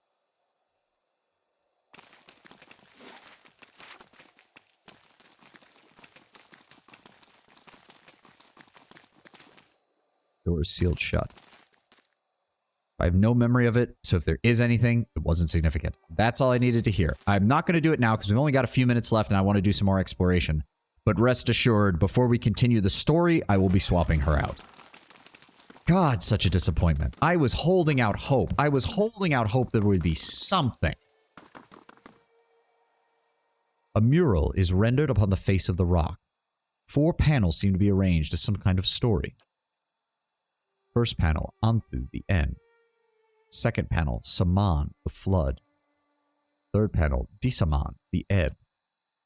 Fourth panel, Dianthu, the beginning. Didn't he say something about Saman? Yeah, he mentioned this name at some point in the talk, or maybe in the vision, I can't remember which. So he believes that we are approaching the flood. The flood washes away all that was. The ebb is the water pulling out and revealing the destruction, and then Dianthu is the beginning and the rebuilding. All the other characters got such great development in writing, but he's the only exception. It's especially jarring because you have Devil of Karak and Zawa. Devil has pretty much all of her stuff in the first act, and yet she was so much more interesting just from the expansion she gave on the war between Ritzeris and the Deerwood, as well as just being a golem, essentially. And Zawa having stuff both in the first part of the DLC through all of his story conversations and his actual quest in the second part of the DLC. Tell me. It's not like Zawa these is characters had that much more screen time than Mineha in terms of their actual writing, but it was such a different level of quality and depth to them. Lead the way. I get they tried to do the whole Cloud Cuckoo Lander kind of, you know, laissez-faire, very loosey-goosey, just person who goes with the flow and stuff, but they just made her uninteresting. Sure. as well as all of them adding more to the world, Maneha doesn't. Yeah, aside from a few details about about the Andrite like belief system, there's nothing. And even that she doesn't provide much on because she's not really a hardened Andrite. She's just chosen to become a gift bearer to help deal with her issues. Got it. Finished. I think this is the point. In any other game, Maneha would be a one-time NPC who would show up for one side quest that would join your party and then leave. But instead, they decided to turn her into a full-blown NPC. You look pale, sister. Find someone to take your place. I'll stand watch. I'd hoped I was over this illness, but clearly not. I shall take your advice. I swear I recognize that voice actress too, but I don't know from what. Let's see what we got. Anybody? That leads back inside, I imagine. No, that leads down to the Halls of Silence. Interesting. A giant wrist bone ends without providing any clues to the location of its matching hand. What did we see forging the Faceless? A giant with a giant hand. I'll bet you anything that that what's left of him is under that fucking ice. Who wants to bet?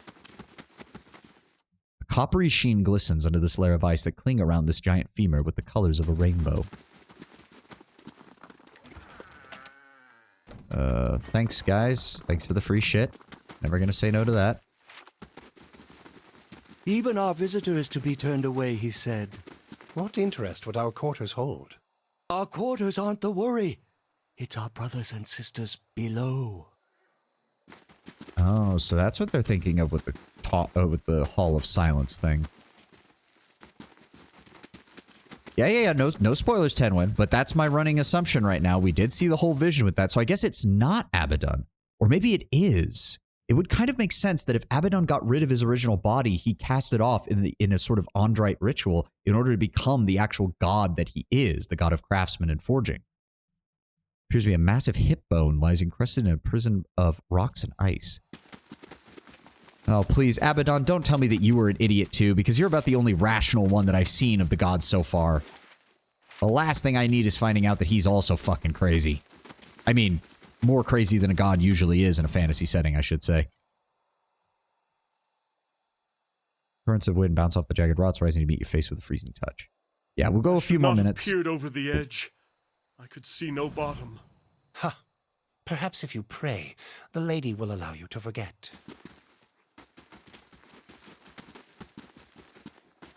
Oh, what is this? What's up, guys? Don't mind me. Yeah, pretty sure that is Kana's voice.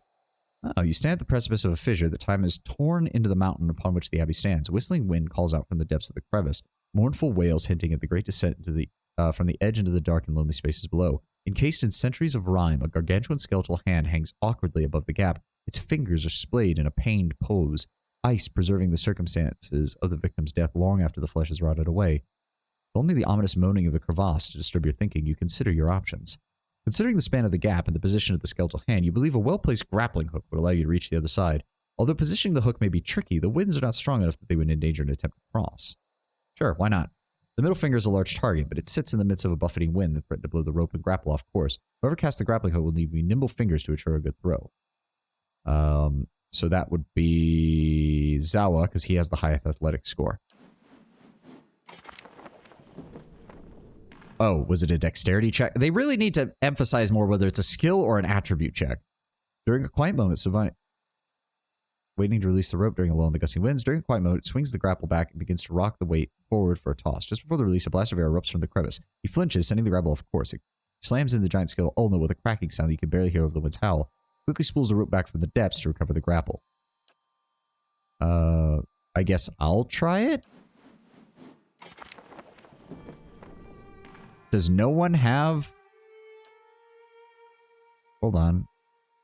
Who even... No, I know she has shit dexterity. I'm confused. Alright, whatever. It's obviously not working. I just tried Devil, it still didn't work. Angry wind whistles as it twists around the frozen fingers of this giant skeletal hand. Like there's something up... Hold on. Dexterity 17. Are you fucking kidding me? 17... 12, 15. Okay, hold on. Intellect plus 2. Dexterity plus 3. Where are those stupid shoes? We can put those on for a moment. Hold the phone. Where are they?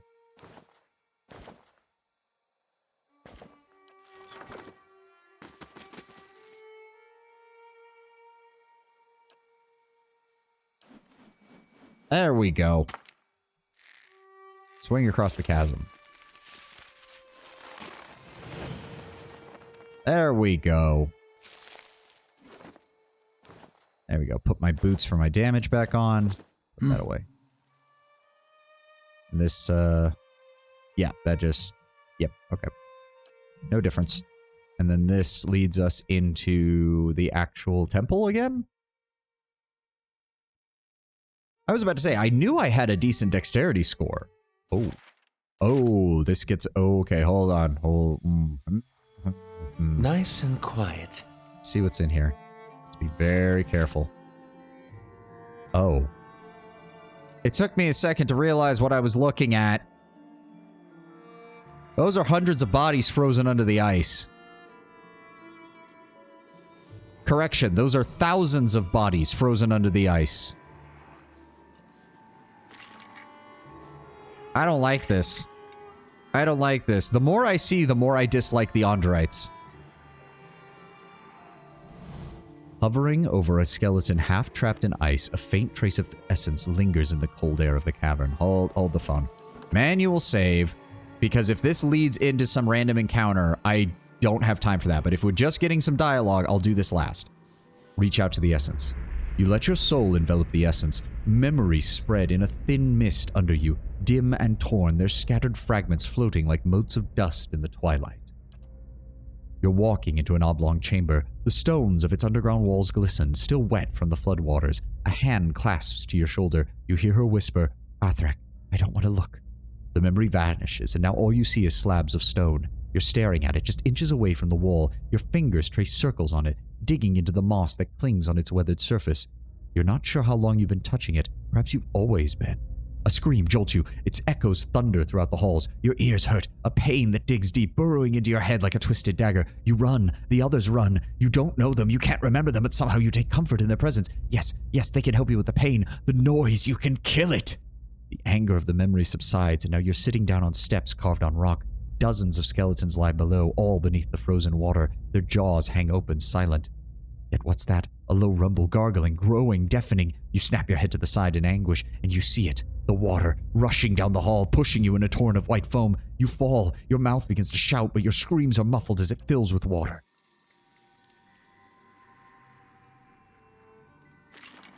I officially dislike the fucking, I officially dislike the Ondorites at this point.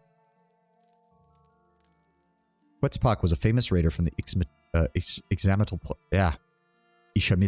Plains, and Arthrak was his prized stallion, renowned for his speed and skill on horseback. Quetzalcoatl would disarm his opponent in the time it took most to knock an arrow. He disdained heavy and elaborate armor, claiming that a true warrior could fight in anything. To prove his point, he fashioned his belt from Arthrak's reins. Move speed while endurance is above 75%, and 21 to interrupt when endurance is below 75%. Yeah, this I don't know, because this sect seems to be having the support of the Ondorite faith as a whole, or at least something. Yeah, they literally bring him down here and then they flood the water through this part. That is fucking horrifying. And of course, where else are they getting the flesh needed to make these eyeless constructs, huh? I'll bet you anything it's coming from these people and shit. Alright, we'll go... Oh, we can deal with this. We can deal with this. We can deal with this. No problem. Aloth, give me a free spell. Go ahead and right there. There we go. Dive, dive, dive. There we go. Right here. There we go. Come on. Yeah. Nice and quick. Alright, gather up the spider legs. Whew, good thing I sold most of my jewelry. Exceptional wand, potion of power, equipment, more camping supply. I am really worried that we found like 4 camping supplies up in the temple and like 2 more outside of it. I am really getting worried about that. Despite the icy sheen that covers these webs, their threads gently vibrate at the slightest disturbance. Is this real? Okay, so this is all that's down here. The rest of the Halls of Silence you can't actually get to from down here because it's not connected. Or no, wait, it is. I'm an idiot.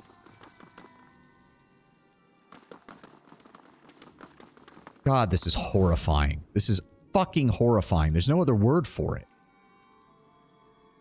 Jeez, I thought Andra was the more sane of the three, like, destruction deities. Turns out she's... Oh boy. Okay, well, we don't have time to deal with all of this. It is time to get going. One more manual save. We will pick up from here on Sunday for our long stream. And I will be dropping Mineha off and never thinking about her again, most likely. In fact, I might even just strip her of equipment to see if there's anything I want to give to somebody else. Yes, good stream today. We had plenty of people show up. We had a raid. A tasteful amount of salt. A tasteful amount of salt. Not too much. Hopefully. But yes, let me see here. Pull this up. Go ahead and pull this over here. Let me go over to our... where is it? Let me... Oh, hold on. Adjust that. There we go. Let's see if we can raid somebody real fast. Who's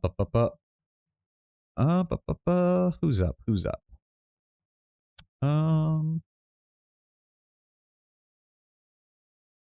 Oh, Nagratep. Oh, he's continuing his... Looks like he's doing another challenge run for Pillars of Eternity. Because I think he was doing a solo run before, but he's back in Act 1 because he's fighting through the castle. So we're going to go ahead and raid him. So I'll drop you off with Negratep. He is currently doing a challenge run for Pillars of Eternity, as I said. I hope you all have a great day and a great rest of your weekend if I don't see you on Sunday. But I will be streaming on Sunday at the usual time. It's going to be our long stream as per usual, and I will see you then. Y'all have a glorious day and a glorious weekend. See you later.